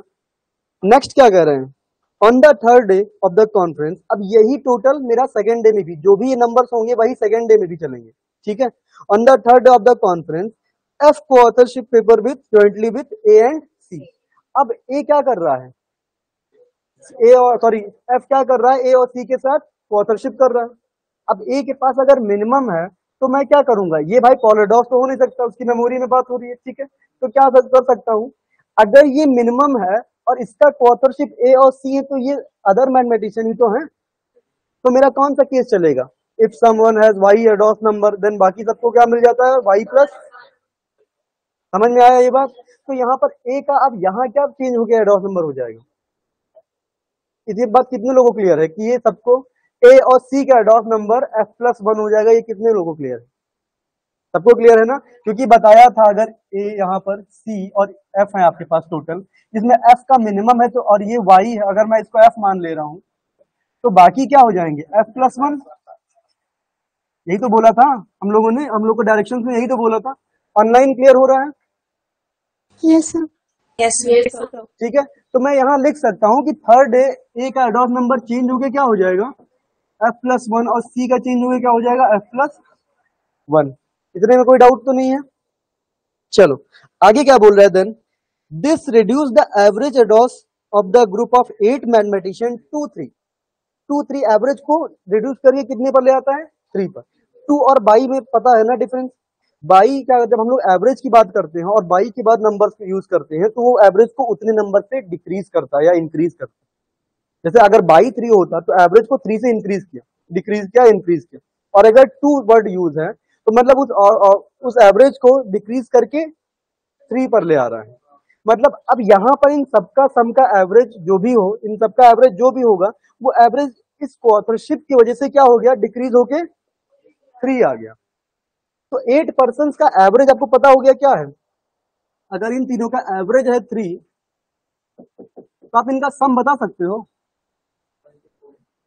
समझ में, ये कितने लोगों को पता है कि एवरेज 24 आएगा, क्योंकि क्या होता है, sum equal to average equal to क्या होता है, सम अपॉन नंबर। तो सम इक्वल टू क्या हो जाएगा, एवरेज इंटू नंबर। और नंबर्स कितने मैथमेटिशियन है यहाँ पर, 8। तो अगर एवरेज मेरे को पता है, यहाँ पर मैं लिख दे रहा हूँ फॉर्मूला, कुछ लोग को average equal to sum upon numbers. यहाँ नंबर्स पता है आपको 8 मैथमेटिशियन है और एवरेज पता है 3 है, तो सम क्या हो जाएगा, 3 इंटू 8, मतलब कितना हो जाएगा, 24। मतलब यहाँ जो नंबर इनको डिस्ट्रीब्यूट हो रहे हैं उनका सम कितना आना चाहिए, 24। इतने में किसी को प्रॉब्लम समझ में आया सबको। चलो इसके बाद चलते हैं आगे। फिर हमको क्या कह रहा है इसके बाद, कि the एडॉस number of B D E G and H remains unchange. Unchange मतलब क्या है कि कोई चेंजमेंट की नहीं गई, जो 1 पर जो पहले दिन था वही है। तो अगर वही है तो मैं वही लिख दे रहा हूँ जो मुझे पहले से था, बी डी ई। और इसको पता है इसका एफ मिनिमम ही रहेगा, क्योंकि हमेशा 3 लोग के कॉन्फ्रेंस में क्या होता है, बाकी लोग का तो डिपेंड करता है इस पर। ये क्या हो जाएगा, जी, एंड ये क्या हो जाएगा, एच। इतने में किसी को प्रॉब्लम ऑनलाइन आप लोगों को, नो सर। ठीक है, इतना समझ में आ गया। चलो इसके बाद थोड़ा सा ये सेट को थोड़ा सा चेंज कर रहे हैं, क्या बता रहे हैं, आगे बता रहे हैं कि further no other coauthorship among any 3 member would have reduced the average Erdos number of the group as low as 3। मतलब अब इसके आगे अगर 3 की कोऑथरशिप किसी के बीच में होती भी है तो वो एवरेज को 3 से कम नहीं कर सकते, ठीक है। तो इस लाइन का मतलब ज्यादा है नहीं, आगे देखेंगे, ठीक है। इस आगे के लिए इसको बता रहे हैं, ठीक है। चलो नेक्स्ट क्या करें इसके बाद के लाइन में, eight the end of the third day 5 member of this group had identical. Identical मतलब क्या होता है, सेम। मतलब अगर मैं बोल दूं 3 पर्सन है, 3 के पास 5 नंबर है, तो क्या आइडेंटिकल है, वो तीनों आपस में आइडेंटिकल नंबर है उनके पास, ठीक है। तो यहाँ पर क्या बोल रहा है, at the end of third day 5 members of this group had identical Erdos number while the other 3 has Erdos number is distinct. मतलब बाकी 3 की जो 8 है, 5 के सेम है, बाकी 3 के आपके डिफरेंट है। तो अगर मैं यहाँ पर एक बात करूं, कुछ ऐसा होगा ना, यहाँ पर एक कॉम्बिनेशन बताऊं, तो कुछ ऐसा होगा ना, 5% ए हो जाएंगे और फिर बाकी बच्चे बी सी डी होंगे। कुछ ऐसा ही तो बनेगा कि नहीं भाई, 8 लोग में से 5% क्या होंगे, सेम है, डिस्टिंक्ट है, तो यही बनेगा कॉम्बिनेशन, ठीक है। इतने में किसी को डाउट तो नहीं है भाई, 5% का सेम, बाकी 3 का डिस्टिंक्ट। अब ऐसा तो है नहीं कि इन दोनों का भी सेम हो सकता है, इनके तीनों के आपस में डिस्टिंक्ट होंगे ना, ठीक। क्या बताओ कि ये जो f+1 है, ये बी सी डी वाले पार्ट में कंसीडर होगा या ए वाले पार्ट में कंसीडर होगा, हाँ, बी सी डी वाले में कंसीडर होगा, कंसिडर होगा। ठीक है। हाँ, ए वाले में कंसीडर होगा। ऑनलाइन आप लोग बताइए, ये जो f+1 है ये इसी फॉर्म में तो होगा, ये 8 क्या है, कहीं ना कहीं यही 8 नंबर्स है, तो ये f+1 ए में कंसीडर होगा या बी सी डी में कंसीडर होगा? ऑनलाइन आप लोग होगा बताइए। सर। हाँ ठीक है शुभ, ए में होगा। कैसे होगा भाई, अगर मैं f+1 को बी सी और डी में से कोई भी एक ले लूंगा तो भाई वो दूसरे को सेम नहीं कर देगा, और आपको पता है कि सेम वाला यही नंबर हो सकता है। एक से ज्यादा अगर कोई है तो वो टोटल 5 होंगे, अदरवाइज वो सिर्फ एक टाइम्स होगा। समझ में आ रहा है कि नहीं, क्लियर हो रहा है इतने में, कोई डाउट तो नहीं है ना? तो मुझे एक से यहाँ से एक क्लू मिला। क्या क्लू मिला कि ये f+1 जो है ये टोटल 5 टाइम्स 5 बार होगा यहाँ पे, ये f+1 नंबर 5 मैथमेटिशियन को असाइन हुआ होगा 3 डेज में। बाकी 3 का मेरे को नहीं पता, बट ये पता है ये जो f है वो बी सी डी में से कोई एक होगा। क्यों? क्योंकि ये f+1 तो नहीं है तो ये 5 में कंसीडर नहीं होगा। कोई डाउट तो नहीं है ना इसमें? मतलब अगर मैं एक इक्वेशन बनाऊं यहाँ पर तो कुछ ऐसे बन के आ सकती है ना, 5 into f+1 plus f plus b plus c is equal to 24। यही तो लिखा हुआ है ये। इतने में ऑनलाइन आप लोग में से किसी को प्रॉब्लम कोई? आयुषी, अनुष्का, आप लोग को नो सर। इतना समझ में आया? तो टोटल थर्ड डे की इतनी ही कहानी थी कि आपको इतना डेटा निकालना था, वो सारे डेटा हम लोग निकाल लिए। अब आते हैं एट द, उसके बाद क्या कह रहा है आपका, ऑन द 5th डे ई को ऑथरशिप पेपर विथ एफ। अब क्या हो रहा है, एफ का कोऑथरशिप किसके साथ हो जा रही है, ई की। ठीक है, तो क्या यहाँ पर एफ का कोऑथर जो नंबर था वो क्या डिफरेंट हुआ है? नहीं है, सेम चल रहा है। तो अभी भी इन सब में मिनिमम एफ ही होगा, मिनिमम तो एफ ही होगा ना। अब अगर यहाँ पर एफ मिनिमम होगा तो आगे क्या कह रहा है, ई की कोऑथरशिप आपके साथ हो गई है, तो यहाँ पर ई का अब नंबर क्या हो जाएगा, एफ प्लस। ये सबको समझ में आ रहा है? तो ये क्या हो जाएगा, आप यहाँ चेंज हो गए, f+1 हो गया। ठीक है, और ये तो चेंज होगा नहीं, आपको पता ही है, ये मिनिमम ही चलेगा। ठीक, नेक्स्ट क्या कह रहा है, 5 मेंबर ऑफ द, ठीक है, थर्ड में E coauthorship with have reduce the average Erdos number by 0.5। अब यहाँ पर बाई वर्ड यूज, बाई का मतलब क्या है, उस एडोस नंबर को 3 से 0.5 डिक्रीज किया। ठीक है, डिक्रीज करके किसने कितने नंबर पर ले आया एवरेज को, 2.5। मतलब ये जो कोऑथरशिप हुई ना ई और एफ के बीच में 5th डे में, इसके वजह से इनका जो एवरेज था या 3, ये 0.5 से डिक्रीज करके यहाँ क्या हो गया, 2.5। तो अगर इनका एवरेज 2.5 है तो यहाँ पर सम क्या आया होगा, 20। भाई इनका टोटल 8 पर्सन का सम कितना हो जाएगा, 20 हो जाएगा कि नहीं? ठीक है, आगे एक लाइन दे रहा है क्या, the Erdos number of remaining 6 were unchange with the writing of this paper.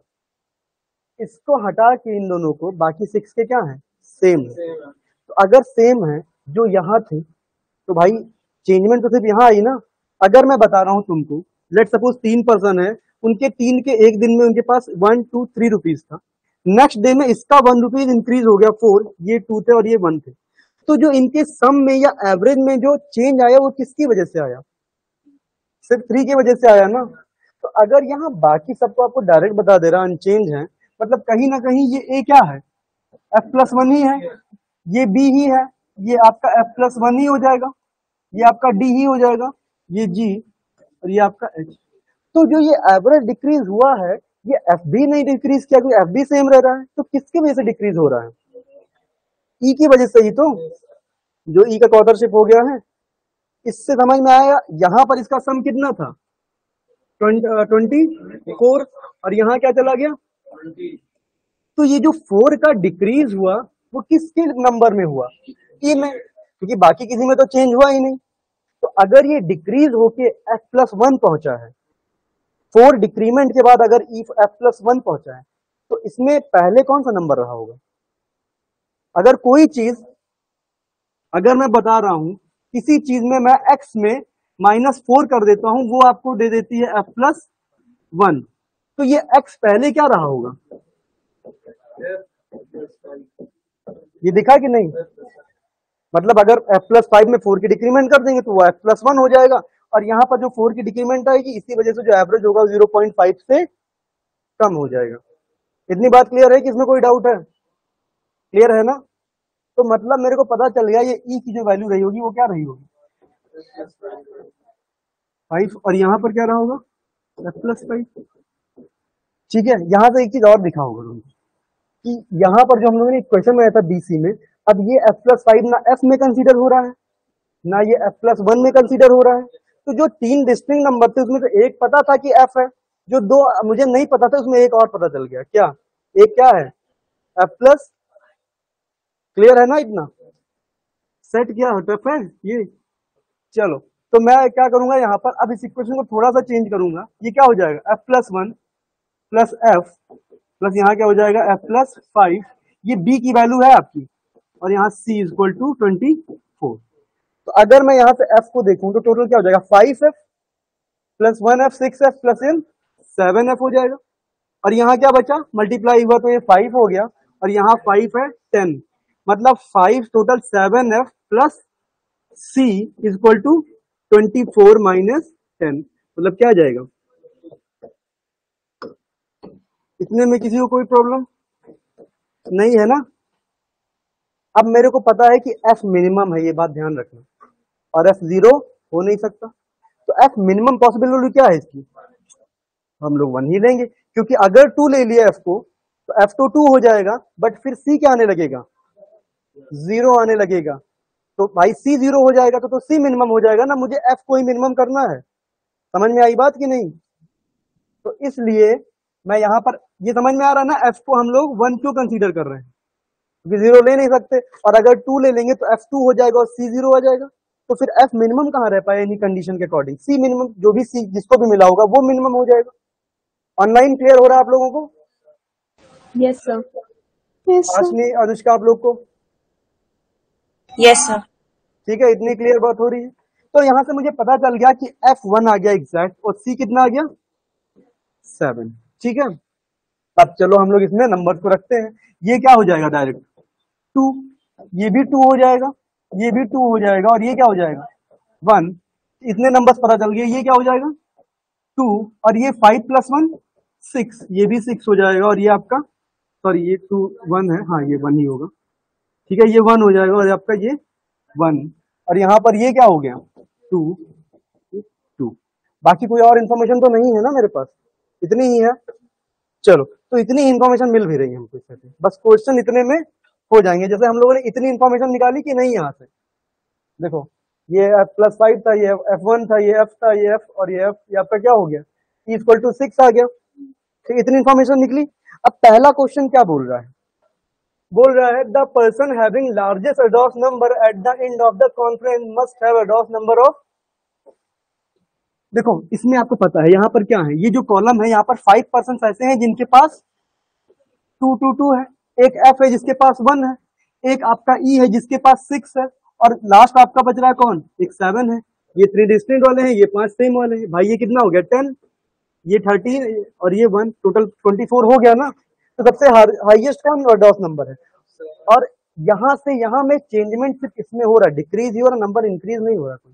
तो सबसे हाईएस्ट अडॉस नंबर कौन सा है इसमें से, तो आंसर क्या हो जाएगा 7। ठीक है, नेक्स्ट क्वेश्चन क्या कह रहा है आपको, नेक्स्ट कह रहा है how many participant in the conference did not change their Erdos number during the conference. Did not change और सेम में फर्क है, क्या फर्क है डिड नॉट चेंज और सेम में। सेम क्या होगा कि आपका किसी को 3 मिला, वो 3 3 3 तीनों जगह पर यूज हुआ, बट डिड नॉट सेम मतलब जिनका सेम का मतलब क्या हुआ कि अगर 3 पर्सन के सेम अडॉस नंबर हो। जैसे देखो, जैसे मैं बता रहा हूं, अगर C है और D है ना, C फर्स्ट डे में 2 पाता, यहाँ पर 2 और यहाँ पर 2 पा रहा है ना, बट इस ये क्या कर रहा है सेम, ये 3 पा रहा है, यहाँ पर 3 पा रहा है और यहाँ 3 पा रहा है ना। तो ये दोनों क्या हो जाएंगे, अपने अडॉस नंबर चेंज नहीं किए, बट ये आपस में सेम अडॉस नंबर नहीं है। डिफरेंस समझ रहे हो ना? तो इसलिए अगर मैं इस क्वेश्चन पर आऊं, क्या बोल रहा है how many participant in the conference did not change their Erdos number, तो कितने पर्सन ने अडॉस नंबर चेंज नहीं किया, एक तो B ने नहीं किया, ठीक है, C ने तो चेंज किया है तभी तो उसे ऑथरशिप हुई है, D ने भी नहीं किया, E भी चेंज किया है, F भी नहीं किया, G भी नहीं किया और आपका H भी नहीं किया। तो टोटल कितने पर्सन जिसने अपना अडॉस नंबर चेंज नहीं किया, 5। समझ में आ रहा ऑनलाइन सबको? Yes sir. तो आंसर क्या हो जाएगा इसका, the ados number of C at the end of the conference C का ados number at the end of the conference कितना है? तो आंसर क्या हो जाएगा?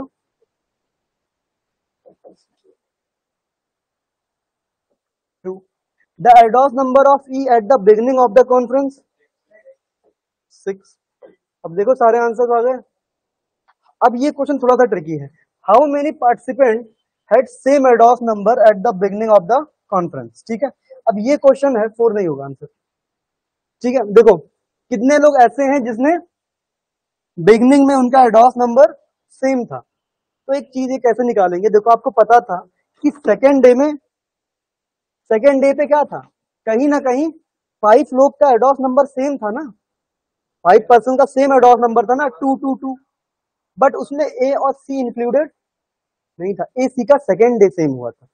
तो मैं ये कह सकता हूं एट द स्टार्टिंग 3 लोग का पहले ही 2 रहा होगा, फिर उसमें कौन इन्वॉल्व हो गया सेकेंड डे में, ए और सी भी। तो एट द स्टार्टिंग कितने लोग का सेम एडॉस नंबर रहा होगा?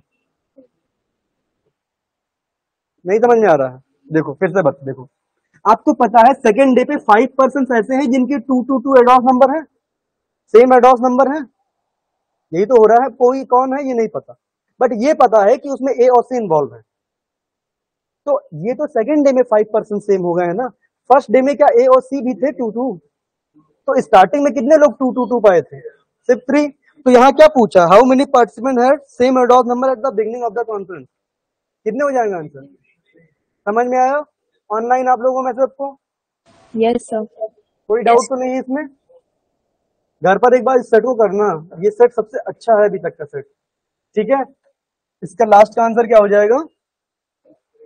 3। ठीक है, समझ में आया? कोई डाउट तो नहीं, इतने में क्लियर हो गया? कोई भी ऐसा था जो कंफ्यूज कोई लाइन हो रहे थे? कोई नहीं कंफ्यूजन हुई ना? 7 वाला देखो, आपको पता है यहाँ पर मुझे जो सेकेंड डे में मिला है टोटल सबका सम कितना था? 24। जिसमें 5 पर्सन ऐसे थे जो सेम एडॉस नंबर थे, वो हम लोगों ने निकाला, क्या हो गए हैं? 2 आए हैं। ठीक है, और एक एफ था, एफ की वैल्यू हम लोगों ने निकाला था, क्या आई थी?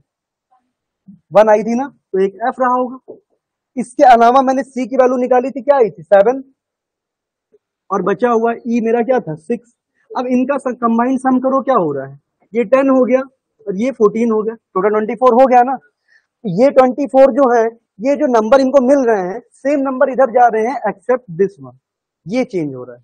तो ये चेंज हो रहा है, ये क्या हो रहा है? 6 से डिक्रीज ही हो रहा है, इंक्रीज नहीं हो रहा है 2। तो बाकी सब क्या होंगे? नियर अबाउट सेम ही रहेंगे। तो इन सब में सबसे ज्यादा एडॉस नंबर किसका है? 7। तो इसलिए क्या हो जाएगा उसका आंसर? 7 इसका फर्स्ट आंसर हो जाएगा। क्लियर है? डाउट तो नहीं है कोई?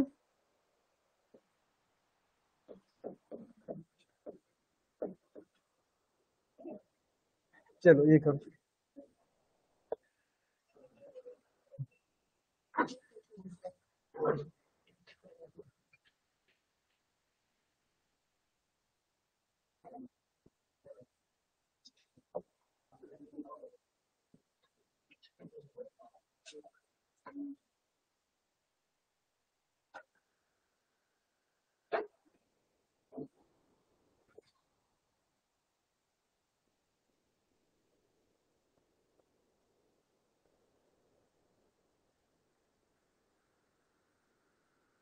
क्या हुआ?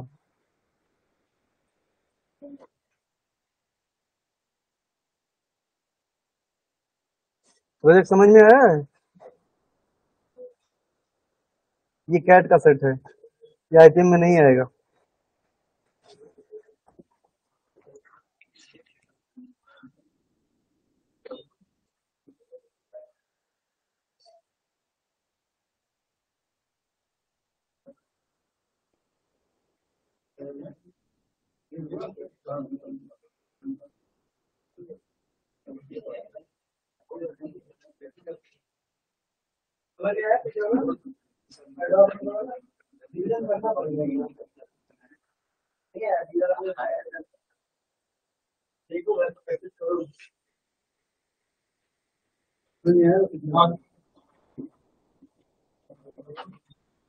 अरे पिछला सेट समझ में आया? कहाँ पर दूसरे? अच्छा चलो वीडियो चला के करें, तो जितने भी वीडियो होगा इधर आप लोग अंदर समझ में आया तो कोई डाउट क्लियर हो गया? आप लोग को समझ में आया तो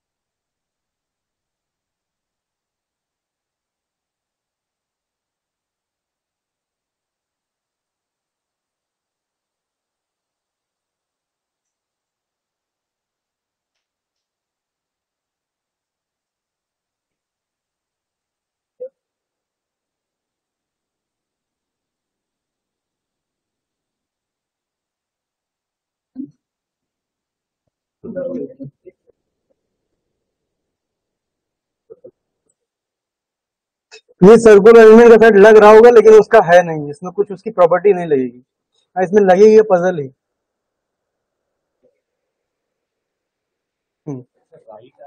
हाँ ये राइट है, सॉरी गलती से सही कर लूँ। और ये पूछा है कि who is sitting opposite G at the end of the 56 round. पहले दो क्वेश्चन में कोई दिक्कत तो नहीं थी, क्लियर हो रहा है? जो मैं समझा रहा हूँ समझ में आ रहा है, उतना ही याद समझो।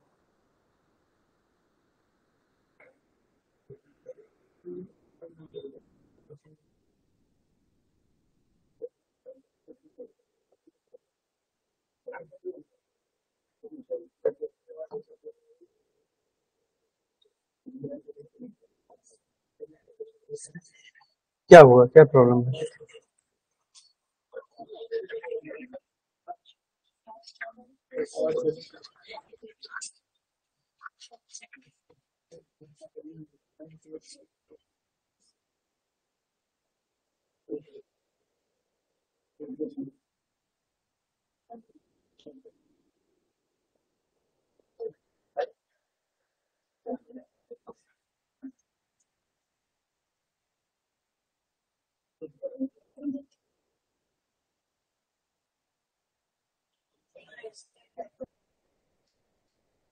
हम्म, 56 round. जो 56 राउंड की बात हो रही है, तो अब इससे बात है 56 राउंड तक तुम आप थोड़े ना निकालोगे, तो कुछ हो रहा होगा ना इसमें, कुछ एक लॉजिक लग रही होगी ना जिसकी वजह से काम इजीली हो जाएगा, हम किसी भी राउंड का निकाल सकते हैं। क्या हो रहा होगा? हो सकता है कि वो साइकिल सर्किल रिपीट हो रही है कुछ देर के बाद, 5-6 सर्किल चल रही हो, उसके बाद वही पैटर्न फॉलो हो रहा हो, ये हो सकता है ना। तो ऐसे देखो। बहुत बार रिपीट हो रही है। गलत। फोर्थ के बाद रिपीट नहीं होगी। फोर्थ पर आप किसी एक पर्सन की, फोर्थ पर तक आप लोग क्या करोगे, हर पर्सन का पोजीशन एक एक शिफ्ट कर दोगे। रिपीट का सर्किल रिपीट का मतलब क्या हो गया? रिपीट नहीं कर रहा है ना। एच की एच एक बार यहाँ आएगा पहली राउंड में, दूसरी राउंड में यहाँ आएगा, नहीं, दूसरे राउंड में एच कैसे आएगा? वो चेंज हो जाएगा ना प्लेस, इसका यहाँ आ जाएगा, ये यहाँ आ जाएगा। हाँ, तो अब वहां पर पार्सल जिसके पास रहता है उससे स्टार्ट होता है। अब आ जाएगा। पहली बात तुम गलत फिगर ही बनाए हो, एंटी क्लॉकवाइज ये होता है, ठीक है।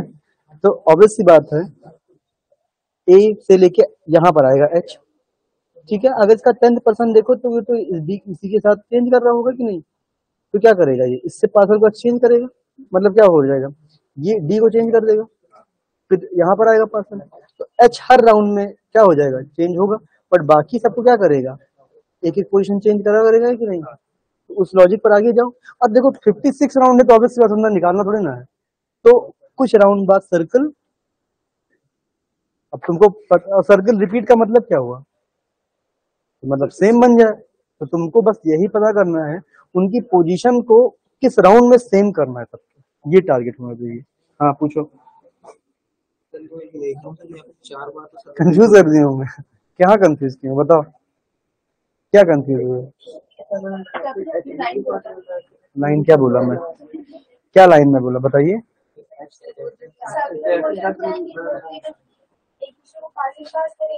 हम्म 56 कैसे निकालोगे फिर? बहुत ज्यादा लंबा हो जाएगा। 8 8 में से 8 तो राउंड 8 पास में तो फिर वो वापस ही आ जाएगा उसके पास वही दिमाग लगाना है। वही तो करना है, 8 में नहीं आएगा, 8 में नहीं आएगा, सेकंड में, 7 में भी नहीं आएगा।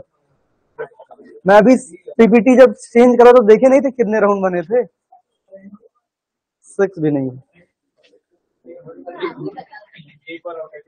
हाँ बैठे हो सब लोग, एक राउंड ले लो।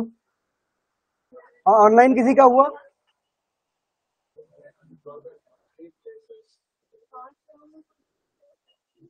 फाइव राउंड बाद पोजीशन सेम हो जाएगी। सर कुछ क्वेश्चंस बन गए उसमें से, बस एक नहीं बन रहा है उसमें से, बाकी सारे कौन से बन रहे हैं?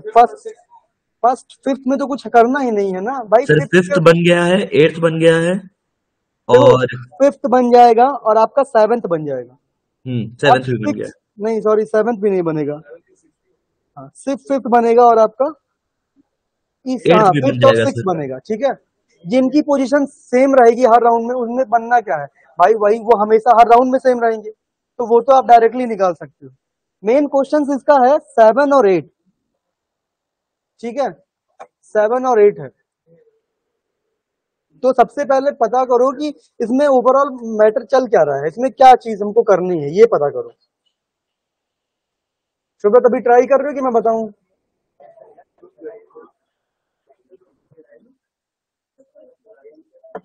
और आशनी, अनुष्का, अन्य आप लोग कर रहे हो? यस सर ट्राई कर रहे हैं। यस सर ट्राई कर रहे हैं। कितने राउंड में रिपीट हुआ?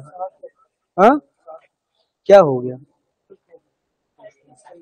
इसमें वो कंबाइन बन रहा है, 10 राउंड के बाद एच अपने वापस जगह पे आ जाएगा और एक आगे हो जाएगा, तो 15 राउंड तो आगे हो जाएगा।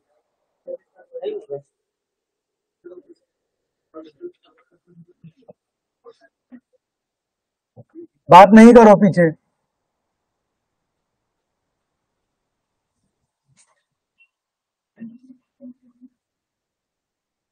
कितने राउंड में रिपीट हो रहा है? 4 राउंड में। 4 राउंड में पूरी पूरी सर्किल रिपीट हो जा रही है। 10 भी नहीं हो रही है, 5th में भी। 4 राउंड में तो भाई सबकी पोजीशन एक एक शिफ्ट हो जाएगी ना, पूरी सर्किल थोड़ी ना रिपीट हो पाएगी। पूरी सर्किल कब रिपीट होगी? जब बी अपनी पोजीशन को शिफ्ट कर करके अपनी इनिशियल पोजीशन पर पहुंच जाएगा। सेम ट्रू रहेगा किसके साथ? बी के साथ और एफ के साथ। ये चीज देखो किस राउंड में होगा। नहीं हो रहा है, पहुंच रहे हो तुम लोग, बस कर नहीं पा रहे हो। ऑनलाइन किसी का हुआ?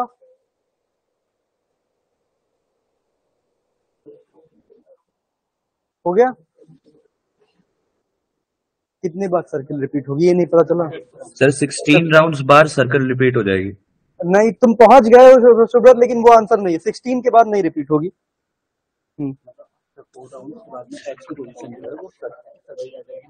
हाँ क्वेश्चन के बेसिस पर जा सकते हो, बट अगर निकालना हो कितने सर्कल बाद अगर सर्कल रिपीट होगी कितने राउंड, ये निकालो। ये गलत आ रहा है 5 मिनट। देखो चलो हम लोग कर रहे हैं ना इसको, बात ना करो पीछे। क्या बोल रहा है? परसों लिए हो क्वेश्चन, ठीक है। क्या हो रहा है? गेम हो रहा है पासिंग द पार्सल। आंसर सबका किसी का नहीं आ रहा है ना, इन इतनी खुशी किस चीज की है? ठीक है चलो, 8 पर्सन ए से लेके एच तक की बात हो रही है, सीटेड इन एंटी क्लॉकवाइज, ठीक है, direction at that order around the circular table, all of them facing inward. ठीक है, सारे किधर फेस कर रहे हैं? इनवर्ड फेस कर रहे हैं। They play a game called passing the parcel, where in every round parcel move 10 position in clockwise direction. ठीक है, 10 पोजीशन आपका क्लॉकवाइज डायरेक्शन वो मूव कर रहा है। आगे क्या कह रहा है, at the end of each round a person, eight the end of each round की बात हो रही है, इस लाइन को समझना ध्यान से। Eight the end of each round a person who start the round and the person who receive the parcel last interchange their position. अब पोजीशन इंटरचेंज हो गई, ठीक है, ये अभी एक ही राउंड की बात हो रही है। Interchange next round start with the final position. तो जो पोजीशन इंटरचेंज हो जा रही है ना, उसके बाद से नेक्स्ट राउंड स्टार्ट होगा। ठीक है, final position of the parcel previous round, it is known that H start the game. ठीक है, मुझे पता है अगर लेट सपोज 8 पर्सन हो आपके पास एक सर्कल को, हमेशा कभी भी सर्कल में अगर बैठे पर्सन तो हमेशा ट्राई करो कि एक दूसरे आपस में अपोजिट बैठे। ठीक है, कभी ऐसा नहीं कि 8 पर्सन बैठे उनको 1 2 3 4 5 6 7 8 ऐसे कर दो, ऐसे नहीं करना है ना, हमेशा एक दूसरे के अपोजिट बैठाना है। ठीक है, अब मैं क्लॉकवाइज डायरेक्शन में एंटी क्लॉकवाइज किधर बैठे हैं, तो मैं ए को यहां करता हूं, तो यहां कौन हो जाएगा, B C D E F G and H, ये हो जाएंगे सारे। और इनवर्ट फेस कर रहे हैं तो ठीक है, ये ध्यान रखेंगे, बताएंगे नहीं। ठीक है, ये आपका स्टार्टिंग की पोजीशन है। ठीक है, अब गेम कौन स्टार्ट कर रहा है, एच। ठीक है, अब यहां से राउंड 1 स्टार्ट होगा, एच ने गेम स्टार्ट किया, पार्सल क्या होगा, मूव 10 पोजीशन मूव करेगा क्लॉकवाइज डायरेक्शन। ठीक है, मतलब पार्सल एच से होके यहां से जाएगा मूव होके एंड देन 10th पोजीशन पर आएगा, यही तो कह रहे हैं। तो अगर 1 2 3 4 5 6 7 8 9 10 पार्सल किसके पास आएगा, एफ के पास। तो अगर इन शॉर्ट इसको देखूं तो पार्सल उसी के पास आएगा, अगर मैं यहां से स्टार्ट करूं तो एक पर्सन छोड़ के जो एक बैठा। ठीक है, तो मतलब अगर मैं बात करूं यहां पर, तो फर्स्ट राउंड में किसकी किसकी पोजीशन इंटरचेंज होगी, एफ और, मतलब अगर मैं फर्स्ट राउंड का आपको फिगर बना के दूं तो कुछ ऐसा बनेगा ना, A B C D E H G और यहाँ पर एफ, ये फर्स्ट राउंड का है। ठीक है, अब इसमें क्वेश्चन आपको 56 57 राउंड का दिया है, तो उतना तो जाना नहीं है, तो इसमें कर क्या सकते हैं भाई, एक सर्कल, अब देखो सबकी पोजीशन चेंज हो गई ना, तो हमको इसमें करना ऐसा रहता है ऐसे क्वेश्चन में कि आपको इन सब को हर राउंड में चेंजमेंट करके इनकी पोजीशन फिर से यही लानी रहती है। किसी एक राउंड में ये फाइनल पोजीशन इनकी यही बन के आएगी, जब ये बन जाएगी तो फिर से आपका वही सर्कल रिपीट होने लगेगा। तो आपको क्या करना पड़ेगा, आपको वो पॉइंट देखना है कि जब ये सर्कल सेम हो जाए, क्यों, क्योंकि उसके बाद फिर आप जान जाओगे कि फर्स्ट राउंड जैसा बना था वही आपका, जैसे लेट सपोज 20 राउंड के बाद सर्कल रिपीट हुई, तो 21 वाला राउंड होगा वो कौन सा होगा, फर्स्ट राउंड होगा कि नहीं, 21 वाला क्या होगा, सेकेंड राउंड होगा। तो अगर मेरे को टोटल जब सर्कल रिपीट हो रही है ये पता चल जाएगा, तो मुझे कोई भी राउंड पूछेगा मैं उस नंबर्स को 20 से डिवाइड कर दूंगा जिस राउंड में, और रिमाइंडर देख लूंगा उसी सर्कल का, तब बता दूंगा। जैसे लेट सपोज 4 पोजीशन के बाद ये सर्कल रिपीट हो जाती है 4 राउंड के बाद, अब मुझसे कह देता कि 22 बताओ, 22 लाइन में कैसी सर्कल रहेगी, तो मैं क्या करता भाई, 4 के टोटल 5 सर्कल होंगे, उसके बाद फिर फर्स्ट बनी होगी 21 में सेकंड, तो मेरे को देखना कौन सा था इन चारों में से, सेकंड सर्कल। ठीक है, ऑनलाइन इतनी बात समझ में आई सबको,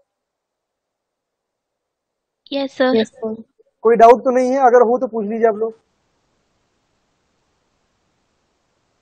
ठीक है, चलो अब एक चीज समझ में आई, तुमको फर्स्ट राउंड पता चल गया, फर्स्ट राउंड में क्या हो गया, एच और एफ ने अपनी पोजीशन इंटरचेंज कर ली, मतलब अगर मैं ध्यान दूं तो एच अपनी एक पोजीशन यहां शिफ्ट हो गया है।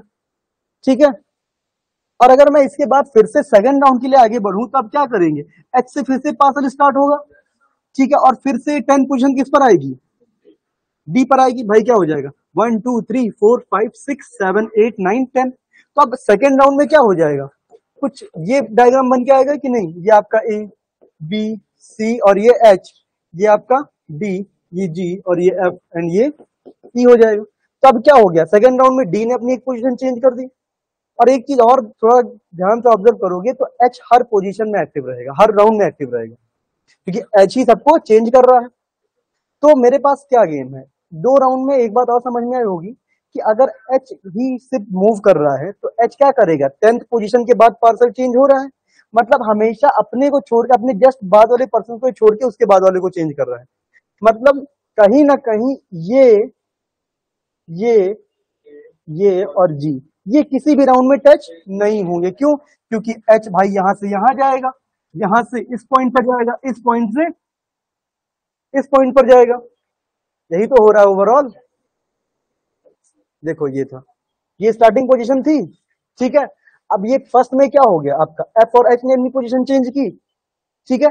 सेकंड में क्या हो गया, एच यहां चला है और डी ने पोजीशन चेंज कर दी, ठीक है। थर्ड में क्या हुआ, यहां पर एच था तो अब ये किसको चेंज करेगा, बी को, तो बी और एच पोजीशन चेंज कर दिए, ठीक। फोर्थ में क्या हुआ, अब एफ क्या हुआ, एफ अपनी, यहां से ध्यान देना, फोर्थ राउंड में क्या हुआ, एफ अपनी दूसरी पोजीशन चेंज किया। समझ में आया कि नहीं? देखो टोटल 80 पर्सन है जिसमें ए, सी और आपका ई और जी चेंज ही नहीं हो रहा है। और चेंज हो कौन कौन रहा है, सिर्फ बी, एफ, डी, बी और एच, जिसमें एच हर राउंड में चेंज हो रहा है ना। अब यहां पर थोड़ा सा ध्यान देना, इस सर्किल को देखो।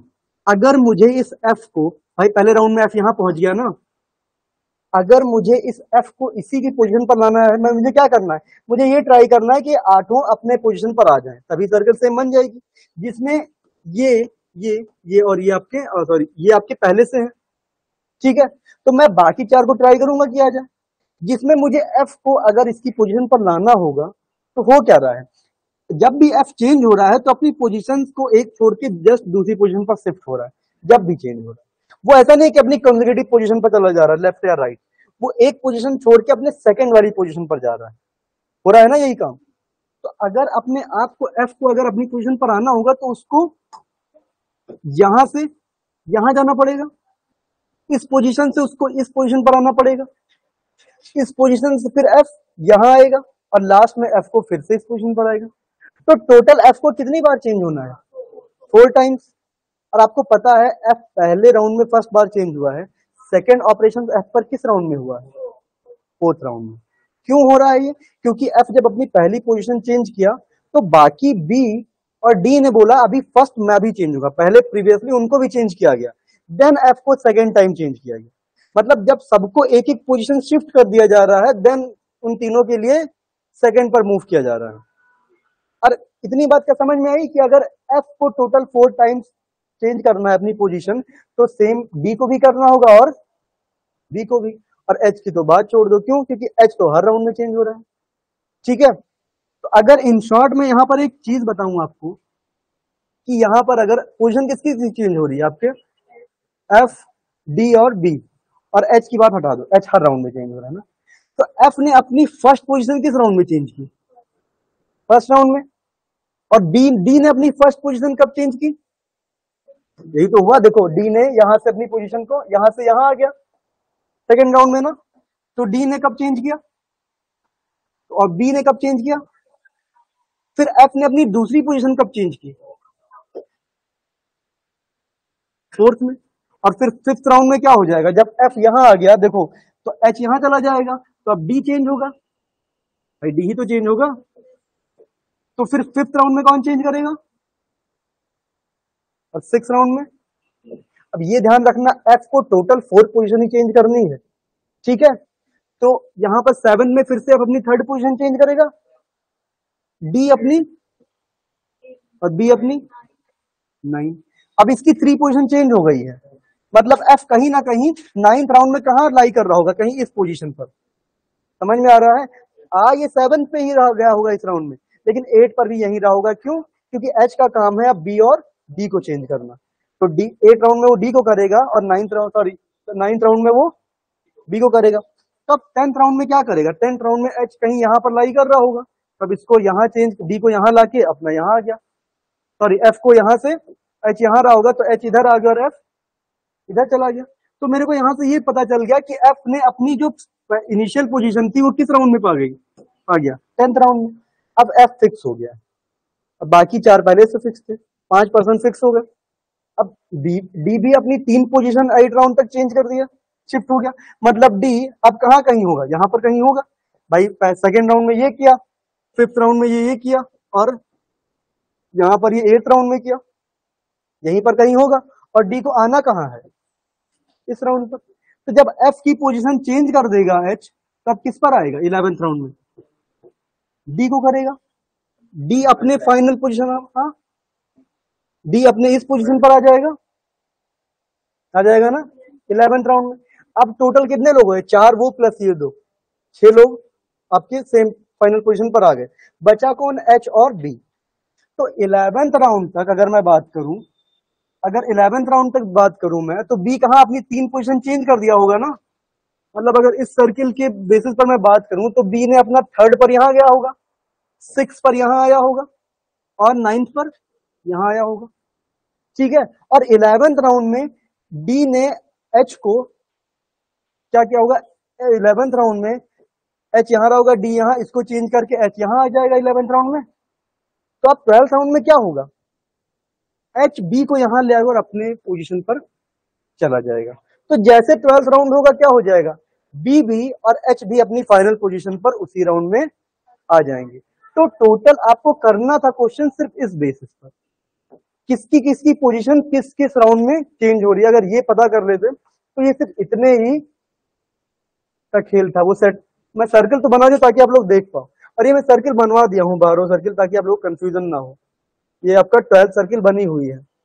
जैसे मैं किसी का भी कहो तो आइडेंटिफाई करा दूं, जैसे देखो आपका एफ, अगर मैं आपका एफ को कराऊं तो एफ फर्स्ट में चेंज हो रहा है, यहां आया, उसके बाद 4th में एफ यहां गया, उसके बाद एफ 7th में चेंज हो रहा है ना,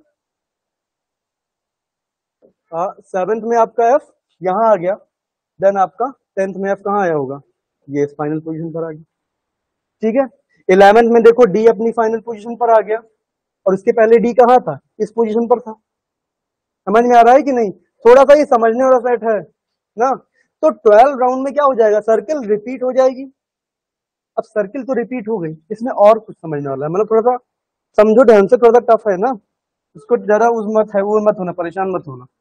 हम लोगों ने ये तो पता कर लिया कि हम लोग की सर्किल तो 12 में रिपीट होगी, बट जब सर्किल पता ही नहीं है कौन सी किस राउंड में बनेगी तो कैसे आंसर दे पाएंगे, ये भी एक क्वेश्चन पुट अप होता है। तो वहां पर हम लोग को गेम खेलना है, मतलब इसी कुछ भी करना नहीं, हम लोग को सर्किल नहीं बनानी, बस रीजनिंग लगानी है। स्टार्टिंग की आपको सिर्फ एक सर्किल बनाना है, इनिशियल वाली, ठीक है। पता है ये ए है, ये बी है, ये सी, ये डी, ये आपका है, ये एफ जी और ये एच, ये पता है। बाकी आपको यहाँ पर क्या पता है, एफ डी और बी की चेंजमेंट की प्रोसीजर पता है, ये 1 2 3 4 5 6 7 8 9 10 11 12, ये पता है आपको।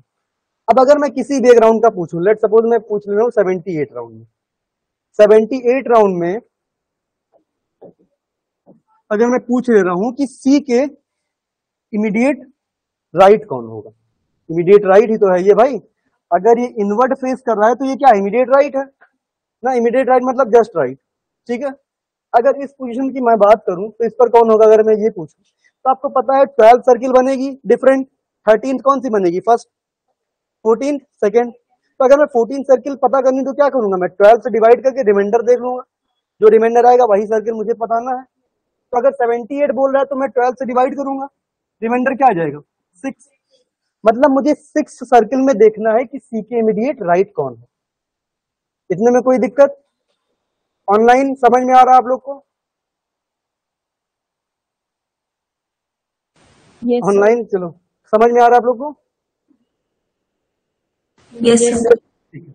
अगर 6 राउंड में मैं बात करूं, 6 राउंड नहीं देखना है आपको, देखना है कि 5th राउंड तक क्या क्या चेंज हो गया इसमें।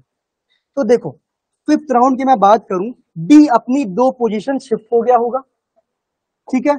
मतलब अगर मैं बताऊं तो डी यहां से 5th पोजीशन में आके यहां कहीं बैठा होगा, ठीक है, यहां से यहां आया होगा सेकंड में, और 5th में यहां आ गया होगा, ठीक है। अगर मैं बात करूं एफ की, तो एफ क्या रहा होगा 5th राउंड 6 राउंड तक, भाई 2 पोजीशन ये भी अभी चेंज कर दिया होगा 4th से, मतलब एफ यहां से उठ के 1 2 एफ इस पोजीशन पर आ गया होगा, ठीक है। उसके बाद अगर मैं डी का हो गया, एफ हो गया, अब मैं बी की बात करूं तो बी क्या हुआ होगा, अपनी फर्स्ट पोजीशन तो इसने 3 में चेंज कर ली, देन कब चेंज करेगा ये 6 में, तो मतलब बी 6 राउंड में कहां जाएगा, यहां पर।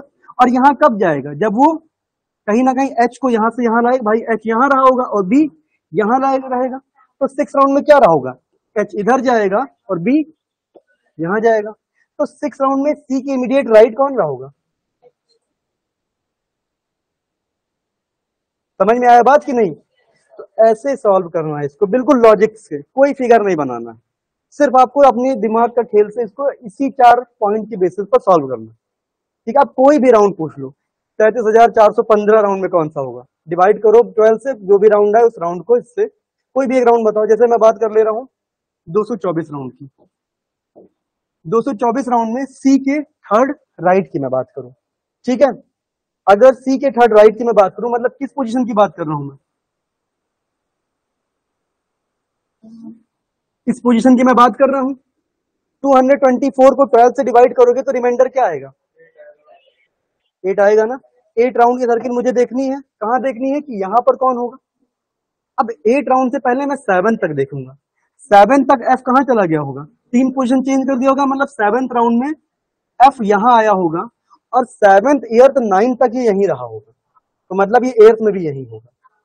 ठीक है, अब अगर मैं एफ को देख चुका तो डी को देखूंगा, डी अपनी पोजीशन कब चेंज करना है, 8th राउंड में थर्ड पोजीशन, तो डी अपना सेकंड में यहां गया होगा, 5th में यहां, और 8th में कहां आया होगा, यहां पर, मतलब डी भी फिक्स हो गया होगा। तो जैसे डी यहां आया तो वो क्या किया होगा, यहां पर अगर डी रहा होगा तो यहां पर एच रहा होगा 7th राउंड में, 8th में क्या किया, डी को इससे इधर करके एच कहां आ गया। अब ये कोइंसिडेंटली एच आ जा रहा है, अदरवाइज ये नहीं होगा कि तुम लोग एक पैटर्न देख लो कि एच ही हो रहा है तो कोई भी क्वेश्चन हो एच आंसर कर दो ना, ये ऐसा बन रहा है कि वो एच आ जा रहा है, बट आंसर और भी पॉसिबल है। जैसे कैसे पॉसिबल है, अगर मैं 7th राउंड में पूछता कि 7th राउंड में क्या हो रहा है, एफ अपनी 3 पोजीशन चेंज कर दे रहा है ना, अगर मैं पूछूं कि 7th राउंड में डी के इमीडिएट लेफ्ट में कौन है, तो एफ यही तो रहेगा 7th राउंड में, तो एफ आंसर आ गया कि नहीं आ गया। तो ये तुमको इस सर्किल के बेसिस पर देखना है कि इसको कैसे करना है,